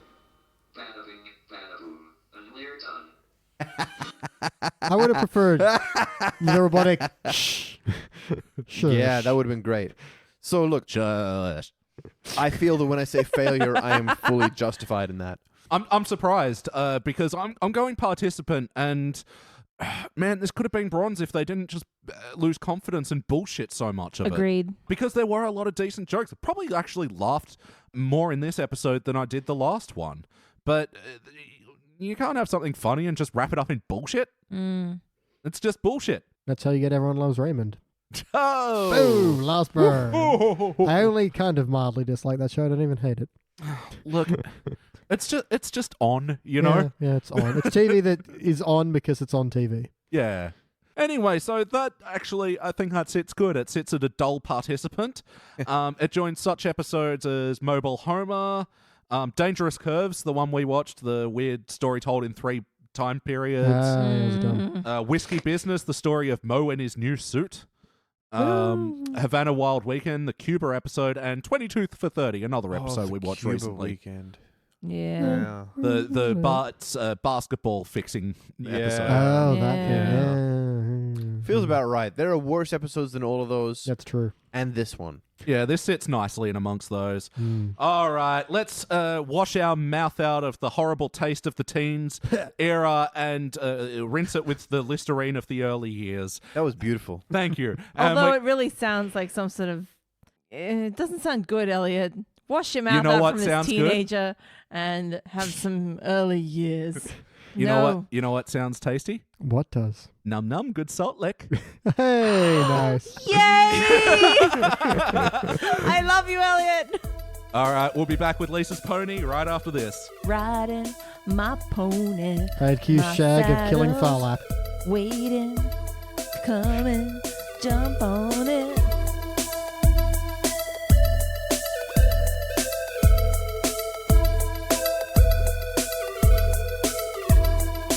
And we are back, and we just watched our final episode for this evening on episode 50, which, by the way, we're recording on the 4th of July, which, as all Australians know, this is the day that we celebrate Independence Day, the classic cult movie starring Jeff Goldblum. Guys, what did you think of Independence Day? We will not go quietly into the night. We will not give up without a fight. We're going to live on. We're going to survive. Today, we celebrate our Independence Day. Oh my God, BT Pullman, everybody. Thank you. I did nothing. Welcome to Earth. That's what I call a close encounter. Sweet. I really want to watch that movie now. It's delightful. Me too, Anyway. it's a great movie. It's got Laura Roslin in it. Oh, yeah. And Harvey Firestein. I gotta call my ma. Gotta punch my nipples. Ow, ow, ow. And we are back, and we just watched our classic episode for the evening. This was Season 3, Episode 8, Lisa's Pony, first released in 1991. A great palindromic year. This episode was written by Al Jean and Mike Reese. In this episode, Homer disappoints Lisa by not bringing her 4.5 read for her talent show. Alto or tenor? Oh, I can't remember. So to make it up for it, he buys her a pony, but then ends up taking a second job at the Quickie Mart to pay for the fees that a pony costs, and in it, Lisa has to make a difficult decision. Guys, what did you think? I love this episode. Oh my God, so much heart. I Yeah. love it way more even than I remembered loving it. Like, I went into it going, oh my God, I really love this episode. And then as an adult, because I actually haven't seen it for a really long time, so many good jokes, so many, like, fast-paced, so many favorite moments of The Simpsons all Oh, jammed yeah. into this Oh, one yeah. episode. So many things that were just baked into your head over the Yeah. years. That, So many things we didn't catch as well. Yeah. Oh, I haven't my seen this God. in such a long time. Yeah, let's just get straight ahead to the question. Did any jokes fly over your head back in the Hey, day? you on the pony farm. You got to take a left to the rendering plant. See, now that I know what that's referencing, that joke's going to stick with me. And the usury joke as well. Mr. Burns. Oh, silly me. I must have made up a word that doesn't exist. Anywho. For those playing at home, usury stance means a person who lends money at an unusually high rate or interest. I liked early Burns and Smithers. They were really I know. snarky with each other. Yeah. They had a great little back and forth. Oh, I was just remembering something funny Smithers did earlier. I didn't do anything funny. Shut up. Yeah, it's so funny because he seems so like savvy when it comes to defending Burns, but then in that moment where he's requiring a bit of finesse, he's just shut up. It seemed actually like a little, it reminded me of a Lenny and Carl moment. Yeah. Shut up. The other joke that flew over my head was Apu goes, "Oh my God, the person that you replaced is rolling around in his grave." No, the Oh, young man. man that you replaced. Yeah. It's Yeah. even worse. And another dark joke that flew over my head, mostly because I hadn't seen The Godfather until I was about 22. This was good. You like this one? Oh, man. Of course, everyone already knows what we're about to say before we say it, so we can kind of brush through it. But you know the bit where Lisa wakes up and there's something in the bed next to her and the music is just mwah, just like mwah. It's exactly the bit. Oh, yeah. It's music that you can only really describe by putting your forefingers against your thumb and holding them ascended towards the sky. Italians describe like this. And so she throws back the bed sheets and screams as she finds the freakish head of the racehorse that she... Wait a second. I'm not in The Godfather. This pony's not dead. Father, I love you. That was so great. The whole directing, the whole mood change for that lead up as well is just perfect. Yeah. And then it leads into such a lovely little, I love you, Dad. I know. Aw. This was such a surprise for me because, yeah, like I said, I didn't see The Godfather until I was like 22, and I didn't know that was what that was referencing. So, that scene comes up, and I'm like, oh my God, The Simpsons have done it again. Yeah. And it starts, with the whole 2001 bit as well. Yeah, yes. that's true. With the Damn, they're monolith. just dropping them left and right. Yeah, yeah. technically, I only get this joke theoretically. You've seen enough references of it. Yeah, for to sure. Zool: A Space Odyssey. But this was the beauty about. You delightful son of a bitch. Stealing it from the sketch show. Gotta say where my jokes come from. Sorry, but This was the beauty of early Simpsons. It was. You didn't have to know the reference for it to be a funny joke. The direction and everything was still good. I mean, the Space Odyssey bit, all the monkeys seeing the obelisk. Thank you. And they're all, using tools and building fire. And he They sort of learn. just looks at it, pushes it a little bit and leans back. And then it fades into, you didn't have to have seen that movie. It was still you got the joke. Yeah, you know? I super love the cross reference where it's then Homer sleeping who's like, So good. I love that. I was just looking because I've started Frankie hacking as we go. I like having the script in front of me. Talking before about Burns the Usury laws. Usury. Is he a usury or a usury? He would be a Usury. usury. Yeah, he'd Anyway, be a usury. Anyway, oh, silly me, I must have just made up a word that doesn't exist. Do we already mention the part that comes after that where he's like, now what is the purpose of this loan? I want to buy a pony. Isn't that cute? Smithers, he's planning on joining the horse, he said. That's it, isn't it? You're not planning to eat it. This was a quote. This was a meme in our family. It's shit weird shit like this that stuck. Well, the one thing that stuck with me is the snur. You're not even saying real words anymore. I have to guiltily admit that I do this to Daniel a lot. I'll just, fill in the blank with noises. I just He'll really do it like for how me. cheerily he says it as well. I was like, you're not even saying your words anymore. Duh. Well, let's just briefly talk about the story in broad terms. Lisa gets a pony. Yeah. Oh my God. Yeah, it's one that you can just surmise in a All right, sentence. we can isn't narrow it? down a little. What about Scottish deer hound? Hey, this is a dog. You've really got to sound it out though. Scottish deer. No. Oh, my friend, you're smarter than I gave you credit for. Even better, it starts off with him leaning against the sign. You pet it, you bought it, and he goes, "Ugh, what's that smell? Oh, it's you." He works in a pet store. Homer walks in, and then he says, "What's that smell?"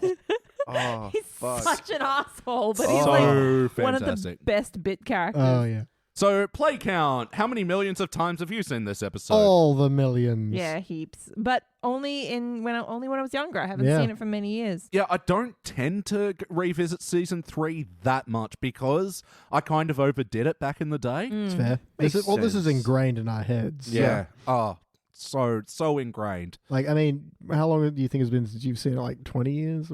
Probably less than that.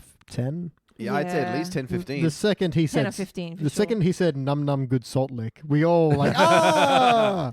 Yeah, I activated those synapses in your brain Yeah. and so I almost don't have to ask it. Did it feel like an episode of The Simpsons? God, yes. Indeed, this is it did. Fundamental Simpsons. The only character that's off is Ralph. And That's only hadn't figured based him on out that's the thing. It's only Old based on Ralph, later as Ralph. brought up by one of our episodes a while back with the very wriggly. yeah, Lisa he was Beauty a Queen. suave mofo. Yeah, Yeah. he had a more active role. I guess that's what they were going for. This was this reoccurring bit with Ralph and this other kid to Yeah. have Yeah. a little Yeah. bit of Yeah. banter over Lisa. Well, and, she sure has tamed that horse. But what man can Nice. tame her? and once again, done by two James L. Joneses. She sure has tamed that horse. But what man can tame her? See, it doesn't work because that's actually a smooth ass line. Yeah. Very wriggly. Very wriggly. Don't drink that. The other thing that you don't understand as a kid, even though it's a main plot point, is just how much money this must cost them. Oh, yeah. Oh, Like, yeah. you know it's expensive and he has to take up 2 jobs, but as an adult, you're just like, holy shit, man. Like, it's What what, is he going 500 through? a week for the horse Yeah. to be boarded or something. And this is 90s money as well. Yeah. It was worth more back And then. US money. I mean, that's worth like twice 90s Australian US monies. money, yeah. And Damn. you really feel for it when Marge is going through the bills. Like, as an adult, that gives me some anxiety. I'm like, oh my God, sell the horse. What are you, Yeah. mad? Christ, just watching poor Homer just wreck himself for his kids' happiness. This is a really powerful episode. I mean, we haven't really gotten up to feels and things, but I think just in terms of ideas, what they're going through is some big stuff. Yeah, well, I mean, yeah, we're talking about feels, we're talking about Homer and integrity of characters. See, this is once again Homer. Yeah. He did something really, really stupid and irresponsible, and he spends Act 2 and 3 trying to make up for that. Yeah, I think Yeah. you're right. Like, you know, it wasn't even something really stupid and irresponsible. I've got 5 minutes before I have to be there. I'm going to have a beer. It's not that bad. It's bad. Leaving 15 seconds. Leaving 15 seconds to get to the recital hole. It's bad, but it's not like a huge mistake. But to me, the big thing is that he tries to buy his way out of the bad problem, and suddenly it works. He's bought his daughter's love with... But then he has to pay so much more. That's right. It's like Rumpelstiltskin, you know? And they do have that great back and forth between him and Marge where she's like, you just need to spend time with her. And he's like, no, go back to that quick fix thing. That sounded good. Yeah. Your suggestion of a quick fix thing. Sounds like someone's angling for a pony of her own. First, you didn't want me to buy the pony. Now you want me to take it back. Make up your mind. You know, this is the time where Simpsons had actually really good but not in your face morals. Yeah. The fact like his stuff up, Homer's stuff up, was not one small stuff up of, you know, ruining her recital. It was a lifetime of putting her second in amongst whatever he wanted to do at the time. They cut to that baby video. Yeah. Exactly. And Yeah. that's what builds the foundation for the heart. It's not this one thing where you think, gosh, you know, Lisa really should forgive him for this. But you can see there's a pattern of behavior that he doesn't even recognize until he goes back and sees it for himself. Well, no, it really ties into the integrity of the characters as well. Because, yeah, like you said, this is a build-up, not just with this episode alone, but like previous episodes. You wouldn't even need the tape and you can assume, that's from the Lifetime. But they do go to the extra effort of having that tape and showing the sections. Which you then get some great laughs out of. Like, the plane. No, my small freakish friend. That's a seagull. Jokes that flew over my head. Yeah. And the thing is, it wasn't, you know, like they watched this back and Marge didn't jump down his throat. She didn't hate him. She's just like, well, fix it. You know, she was very supportive. She was supportive, loving Marge. Yeah, she's like, you got us into this. You figure it out. And the moral is driven home with the fact that all he needed to do was make the sacrifice of his time for her. And due to his own trying to do a quick fix, he ended up sacrificing time for her. Yeah. And that's what made her forgive him ultimately and properly forgive him and not just accept the quick fix. Because it was shown he was making an effort. Yeah. Exactly. And this is The Simpsons. When you talk about the heart, it's so often missing these days because the moral is shoved down your throat with no... It's told, it's not shown, And whereas it's a this one was very much shown. half-thought moral these days as well. Yeah. Well, we are jumping ahead to the heart. It's a complicated heart as well. And you see that moment where Marge tells Lisa what's going on, you know, because the Quickie Mart thing was kept secret from He the sold kids. his ride on the Duff Blimp. Yeah, and Lisa goes, God, all the years I've wanted to be treated as an adult have blown up in my face. Yeah. That is a complicated feeling Isn't to explore. Isn't that huge? Yeah. And that's not something, that's probably one of the other things, not the joke, but the feeling that goes over your head when you're a child. You know, you understand what she's saying, but you don't realize that until you've kind of lived through it, where you're thinking, oh shit, this is the first time I've had to be an adult, you know? Make a decision. Sacrifice.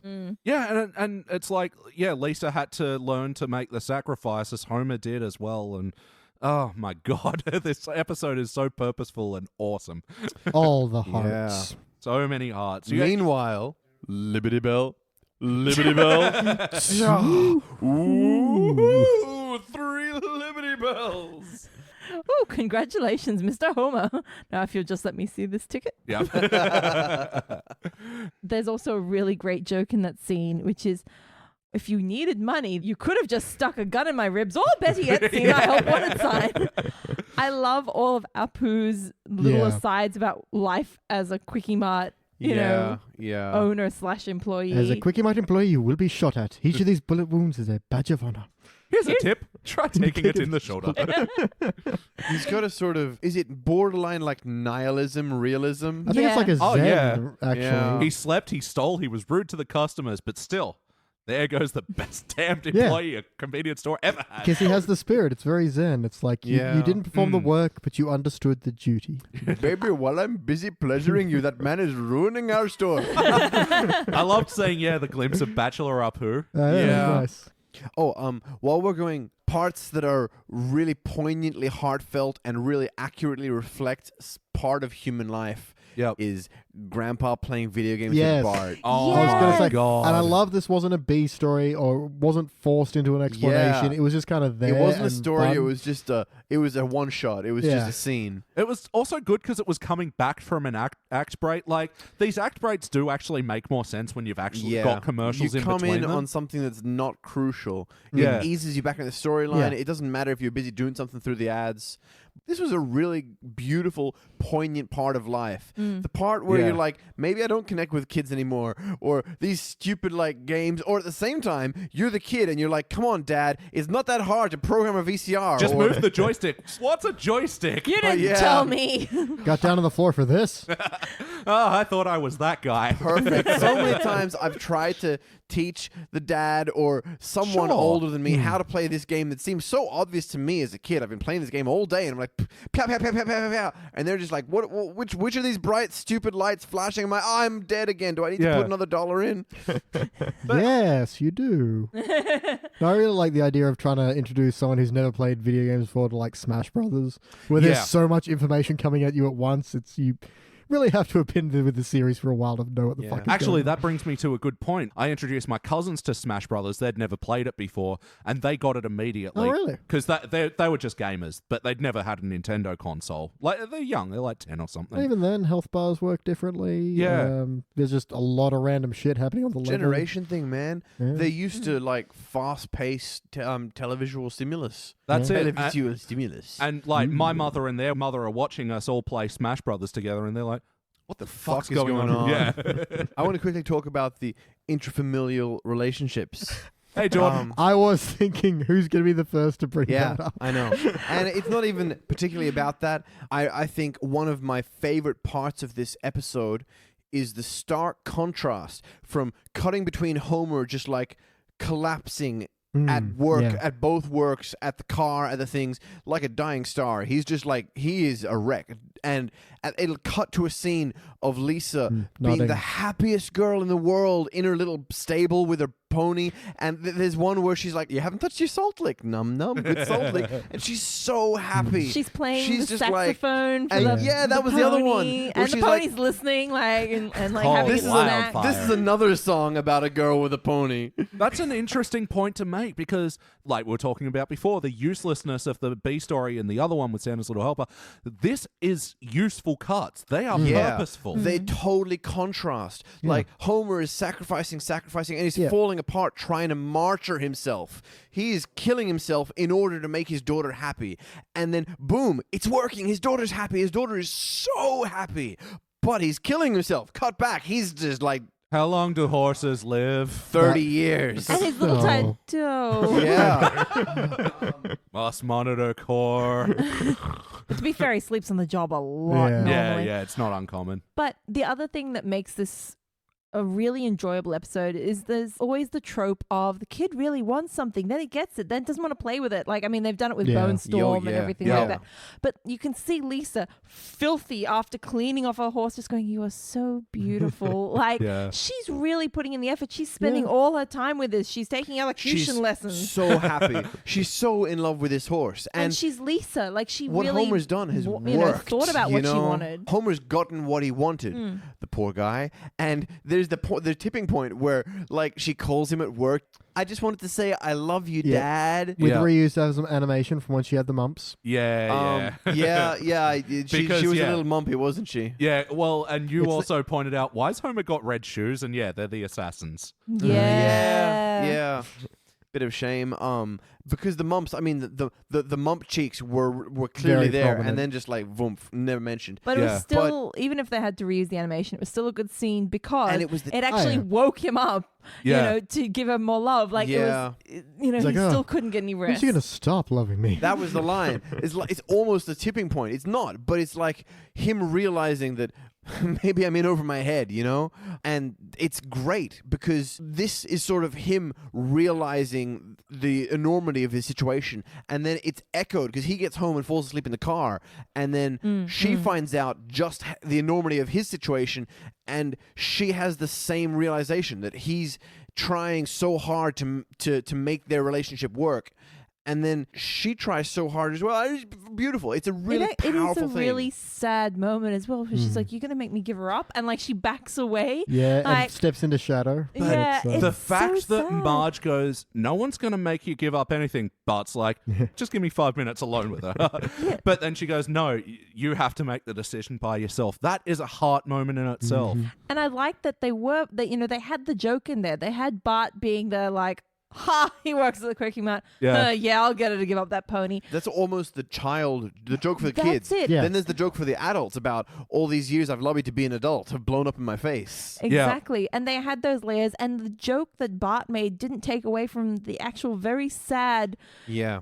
difficult Yeah. situation. Like, you still felt like, you know, he's being a brother. He's being 10 years old and being a little bit immature as well. And importantly, he's adding something to an episode that he's not technically no, a part Bart of. is here to kind of just pepper in little jokes and stuff. Yeah. Yeah, and you know, we see this a lot, especially in the new ones. They've got let's say a Homer Lisa centric storyline, and they sort of, you know, shoehorn Bart or Marge in for, you know, bullshit reasons. But no, again, like you were saying, there is purpose to Bart's presence in this episode. I think he's actually such a good contrast. Yeah. As a child, Lisa is always so adult, and it really highlights the fact that, I've really asked for this, and now I've gotten. I don't Yep. want it. I want to be the kid that doesn't have to give up her pony. And Bart, Yeah. like, hey, that's unfair. She's getting something I'm not. I want a moped. Yeah. Well, you love me, so you don't get squat.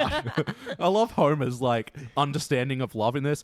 I know you love me. You don't get squat. And then to Marge later, you love Yeah, me. I love how he says it kind of tauntingly to Bart as well. Yeah. Well, Yeah. you love me, so you don't get squat, sucker.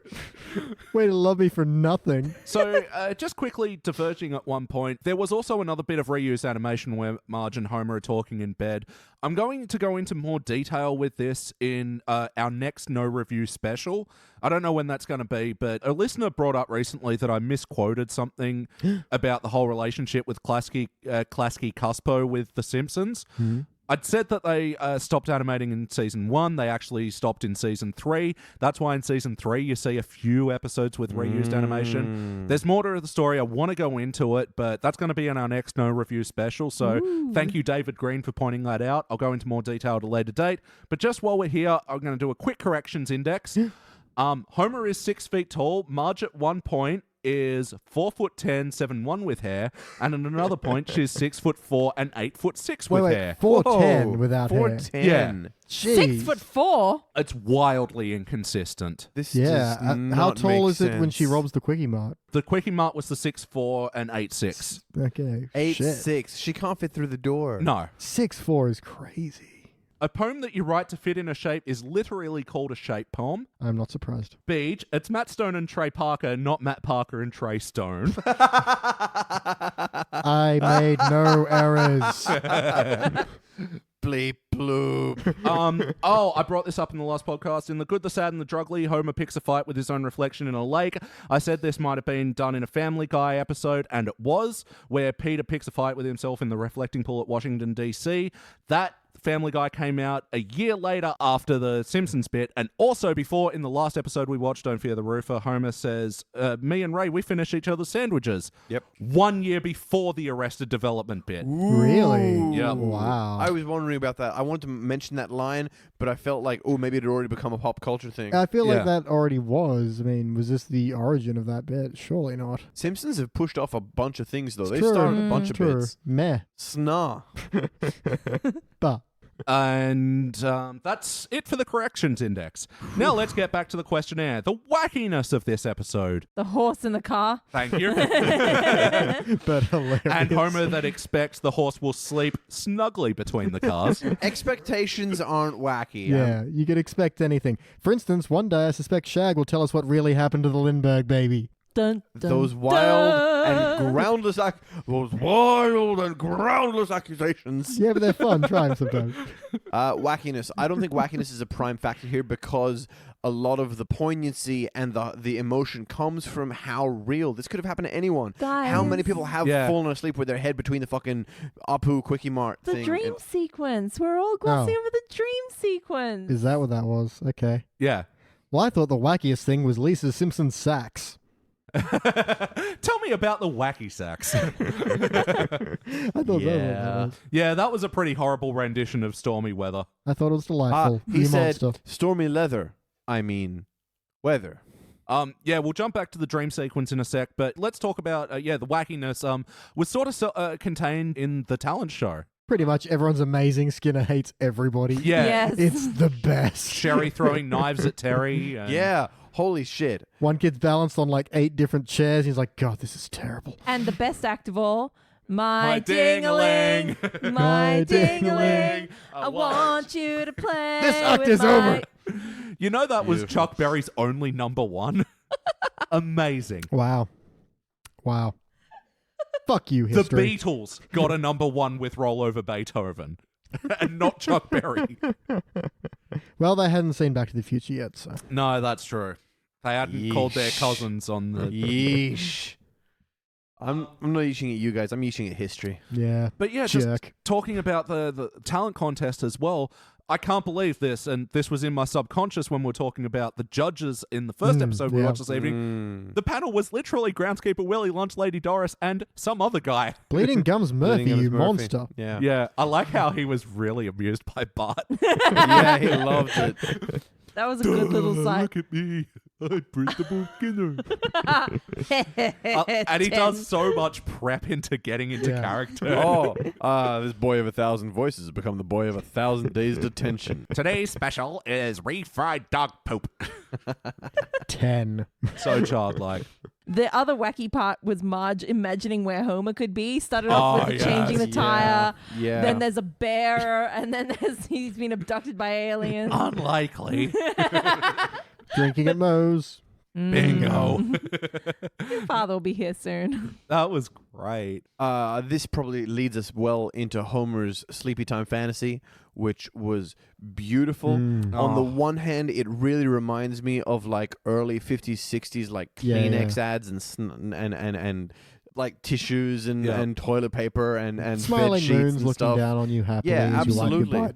At the same time, it's also really reminiscent of like Merry Melodies sort of things before like Looney Tunes really became established to how they were all like there was the one that I always remember is the one of like the Pin Man and the Balloon People and they're always got that sort of happier than life and everything's Yeah. bouncing and everything's really sweet and the music is it was just a magical thing altogether. It was, and just like the way his car transforms into a bed, and then there's a Yeah. bunch of beds There's on the little highway. angels yeah. in suits They'll lifting go him off. to each other. It's perfect. And I like It's- that he's still, when it goes from his bed with a bit of cloud dragging behind it to his car with a bit of fence post dragging behind it. Yeah. And he still somehow manages to like pull Pull into in his perfectly. driveway, hit something, then he's got the saw comes Bench down saw, on his yeah. head. Yeah. Oh, he doesn't even notice. Ow. He's just like on the way to bed. But just speaking as to how much this speaks to us now as adults, like, oh my God, that fantasy looks so nice. I know. Yeah. That's it. I was Yeah. actually So going to much say, sleep. you don't know what true tiredness is until you're an adult. Like, because when you're a kid, you can fall asleep anywhere. I think I've had 4 hours sleep every night for at least the last week now. Whew, man. You should really give back that pony. But I love it. Claire. No one's going to make you give it up. Well, good, because I'm not gonna. The alternative episode. Oh God, I know we're in It's good fantasy, but it somewhere. hurts. Nom, nom. I think the beauty of the cartoon is that it's the sort of fantasy that you don't even dream in real life. No one even dreams as good as that I dream. know. You know, Oh, it's that so is good. a pure like 50s cartoon fantasy. But look, the other things that they do to make this like seem so comforting and so like, oh, I want to be there is first of all the color palette. It's all these Yeah. like Yeah. really soft yellows and blues, Yeah. like really evocative of nighttime It's the feel. color of sleep. Oh, and what song did they use for it? I only noticed this time. It was an instrumental version of Golden Slumbers by the Beatles. Yeah, it is like an old song that like the Beatles sort of like redid, I think. They Beatleized it. Yeah. Fuck, I really should know this. I know a lot about the Beatles. Ask me anything about the Beatles. What were their names? What kind of Beatles were they? Which one of them wrote Golden Slumbers? Lady Beatles? There was John, Paul McKenzie, Did Shag really shoot Scotty, John Lennon? Scotty Pippen. If you guys haven't seen the Beatles documentary from the year 3000 by Cracked, seriously, go check it out. I don't think I've seen that. Oh, really? I'm writing down so many things today. Oh, it is so good. And we've already touched on it a lot, but let's just go back and to the heart of the episode. Well, there's one character that we've really glossed over who has a really lovely place in the heart and the comedy of the episode, and that is Mr. the Black. Sorry. You're the worst. If he wasn't going to Stable step lady. on your line, yeah. Sorry, say it again. Stable lady. What's her name? Oh, Ms. Something, I'm sure. It's in the Frinkiac somewhere. so this was expertly played by Tress MacNeille, again, one of my favorite female voice actors. That's why she's so good. Yeah, the whole Yeah. Mr. Simpson, our ponies start at $5,000. Is there anywhere I can get a pony that, cheap? I sincerely hope not. Is there a pound for ponies that have run away? Because they weren't loved. That's so great. And yeah, this was at the stage where like Tress MacNeille was a guest actor and someone was asking, I wonder who played the pony. And then we saw the credit for Frank Welker in the... Yep, good old Frank Welker. So I did write down one of the great lines, which is, that stunning creature over there is $500,000. His likeness graces a stamp in Tanzania. Yes, his likeness graces a stamp.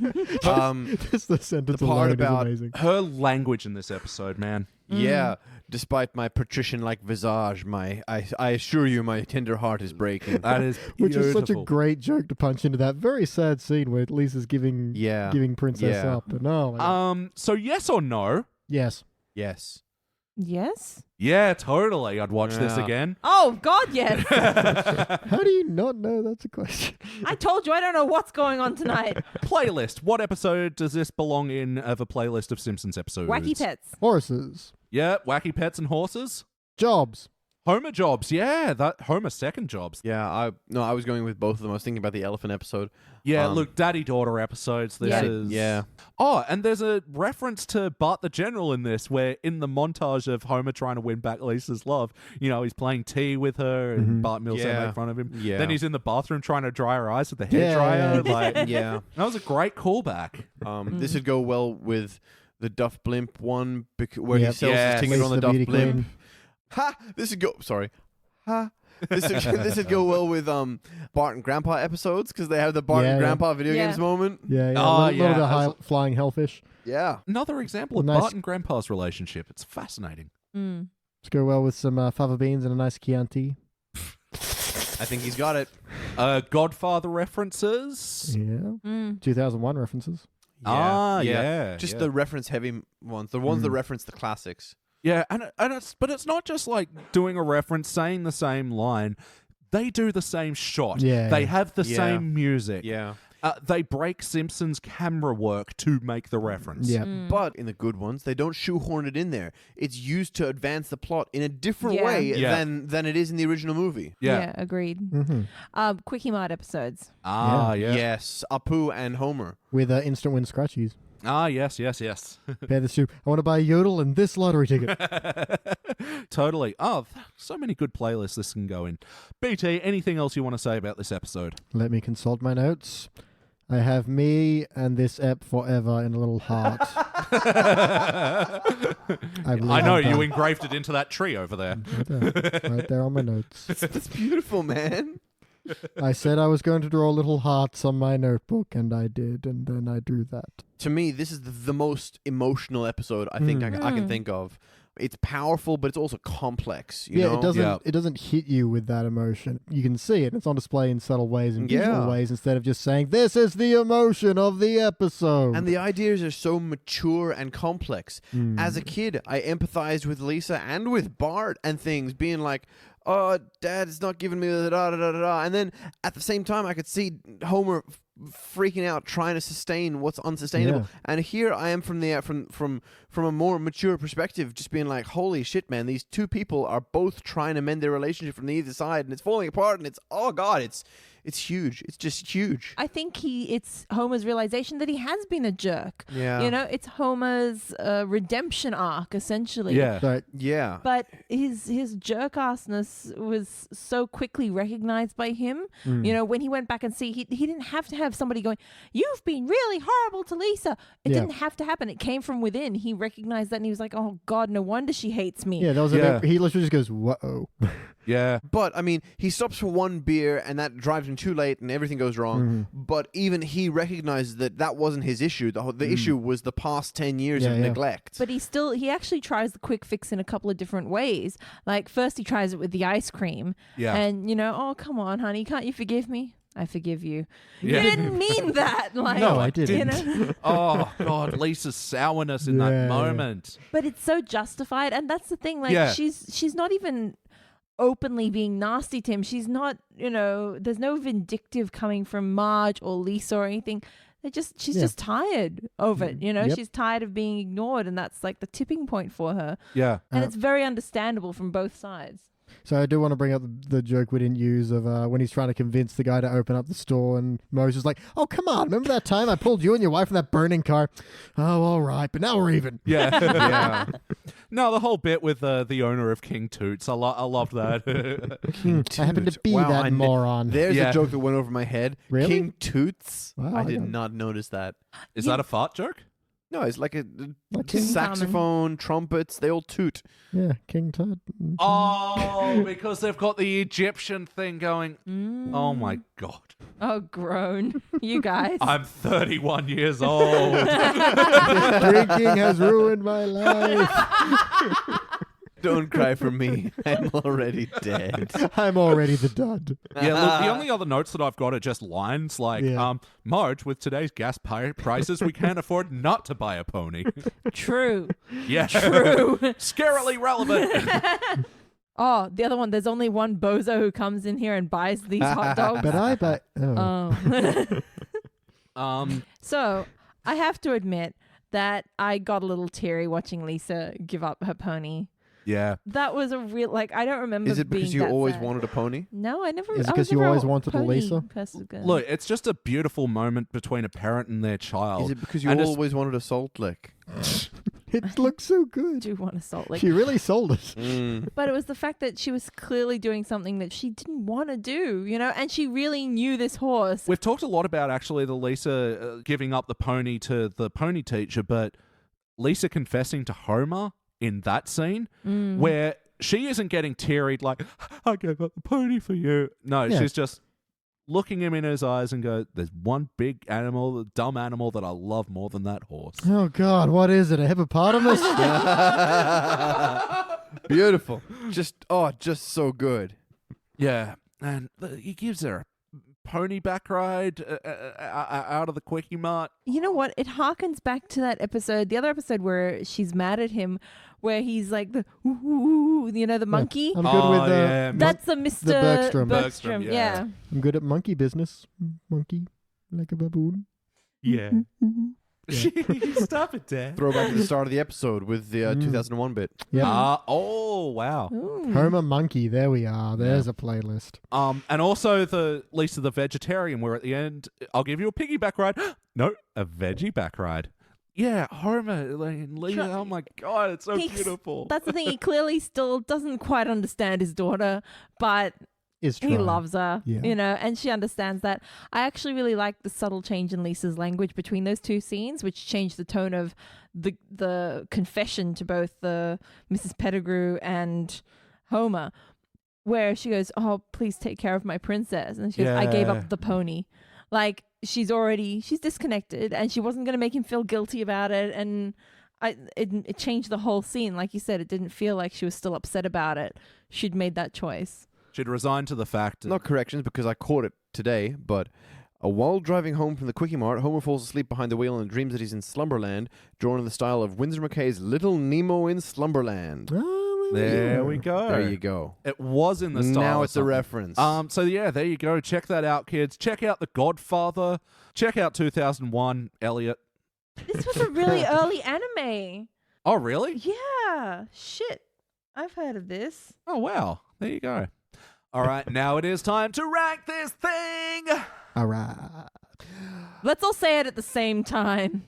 1, 2, 3. Cubic Zirconia. Fuck you, Shaq. I kind of thought about ruining it for everyone, but then I thought, no, I won't do that. Yeah, Oh, the episode is too pure. He's a good guy. Look, I was just adding mature complexity and nuance to our ranking system. well, yeah, look, I think we're all going unanimous cubic I think we're on the zirconia same here. page. Let's Yeah. just go around. Claire, you first. Cubic zirconia. Why? Because it's an amazing episode. Perfect. Yeah, I agree. Cubic zirconia. I stand by before when I said I really think this is the most emotionally rich and mature and complexly layered episode I can think of. I think I've ever still seen. hits the humor, and it still hits the heart, and it's a well-rounded episode. It's not just one thing. Yeah, and if there's one thing that really ties it all together, it's the intrafamilial relationships. Totally. BT? I was wondering for a long time, where does this land for me? The second we got to Slumberland, I'm like, nope, that's it. Cubic this thing. Yeah. Yeah, I think it is not one of the more heavy joke-driven, but the ones that are there are great. There are ones we are still getting. And yeah, it's just a great plot and really well focused. You get great character out of it. What more else do you want? We were talking a lot about the maturity of these episodes, and the jokes are really mature. And going into it, I thought, oh yeah, this is more of your emotional episode. This is your daddy-daughter stuff. But no, I was actually surprised with this rewatch how dense the jokes were and how many layers to the jokes there were. And like, not just it was a soppy, lovey daddy-daughter storyline, but how complicated of a storyline it was. It's a chocolate mud cake of feeling. I think all the childish jokes, you can almost ignore them. They're just there to add color, Homer stealing Slurpees or Bart telling him to fill it to the top. Worker, chop. chop. Yeah, it's seasoning. It's the chocolate flakes on top of the chocolate mud cake. That was great. Bart's little, oh my God, the poor guy. Where is he working? Quickie Bart. Yeah. And then instantly goes to ruin his life. All right, guys. Well, on that very emotional note, that has been the Simpsons Index, episode 50. Can't wait to join you for the next 50 and the next 100 after that. Thank you. But stop watching us after season 9. It's going to be shit. We go to shit after that. Well, that's after Elliot leaves and we all just try to make do without him. And replacement Elliot comes in. And he's like, what if more wackiness? And we're like, fine. He goes. Oh, woo, God. How about the wackiness? Yeah. All right. And yes, thank you for joining me in the dank tonight, Danny. No, thank you for joining me. Thank you for joining me, Claire. Thank you, because that was one of the best episodes, and I'm so glad I was here for it. I know, right? And thank you, BT. What about one of the after guys? Ah, that's better. I can ride a bike again. Nice. Nice. The consummate professional. I know, right? I'm giving that up pretty soon. 52 and I'm done with quotes. All right, and that has been the Simpsons Index, episode 50. I'm your host, Elliot Jay O'Neill. That's all the mustard in the house! Woo, 50! Mustard. Thank you for checking out the Simpsons Index podcast. Don't forget to go to www.thesimpsonsindex.com for the spreadsheet and information about upcoming episodes.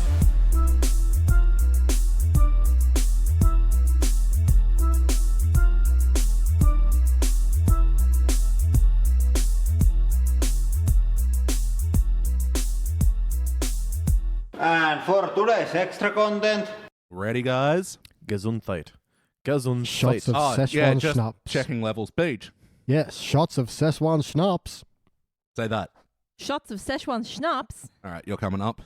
Say that. Shots of Szechuan flaps. Damn it. Ooh, Szechuan flops.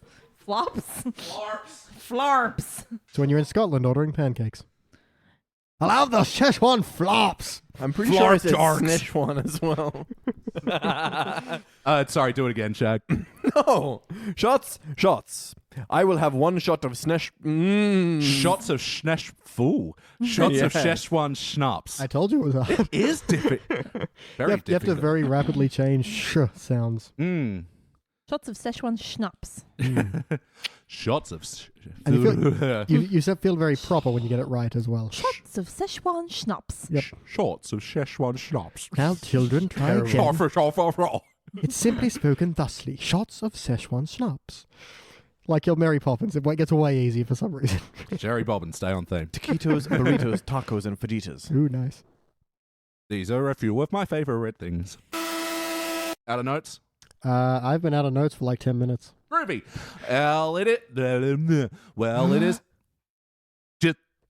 Well, it is time to rank this thing. I'm going to mix you out of the. My entire thing. It'll be like a What swear is Claire gonna rank it? I don't know. She isn't fucking here, is she?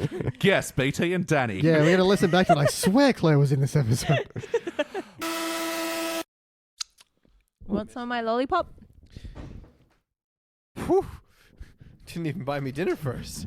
Well, technically, Elliot did. Do you want some of Elliot's lollipop? I feel like I shouldn't be It's offering mac and that to cheese people. flavored. Bet it is. You'd win that bet. Sunshine, lollipops, and rainbows. Everything Everything is is wonderful, is what I feel when We're together, brighter than a lucky penny. When you're near the rain clouds disappear, and I feel so fine. Fine. Just to know that you are mine. Hey, Elliot's back. Welcome And to we're the jungle. back. We got fun and games. So cold in here. How can the dank be so hot and so cold? Try lighting it on fire. Don't do that. He still has to live here for a few more days. Put it on one of the food boxes. Lollipop. Come on, girl, don't you stop. Go until you hit the spot. I gotta lick your lollipop. Yeah. Show me milkshake what it's got. Pretty much. I don't know. It was basically How it. many boys will it bring to the yard? So, according to Everybody Loves Wikipedia, sorry, I was reading two things at once. It's dumb Homer, but it's so funny. Like, he's like, trying to save money. Well, we're getting Maggie a bunch of vaccinations for diseases she doesn't even have. Oh, God.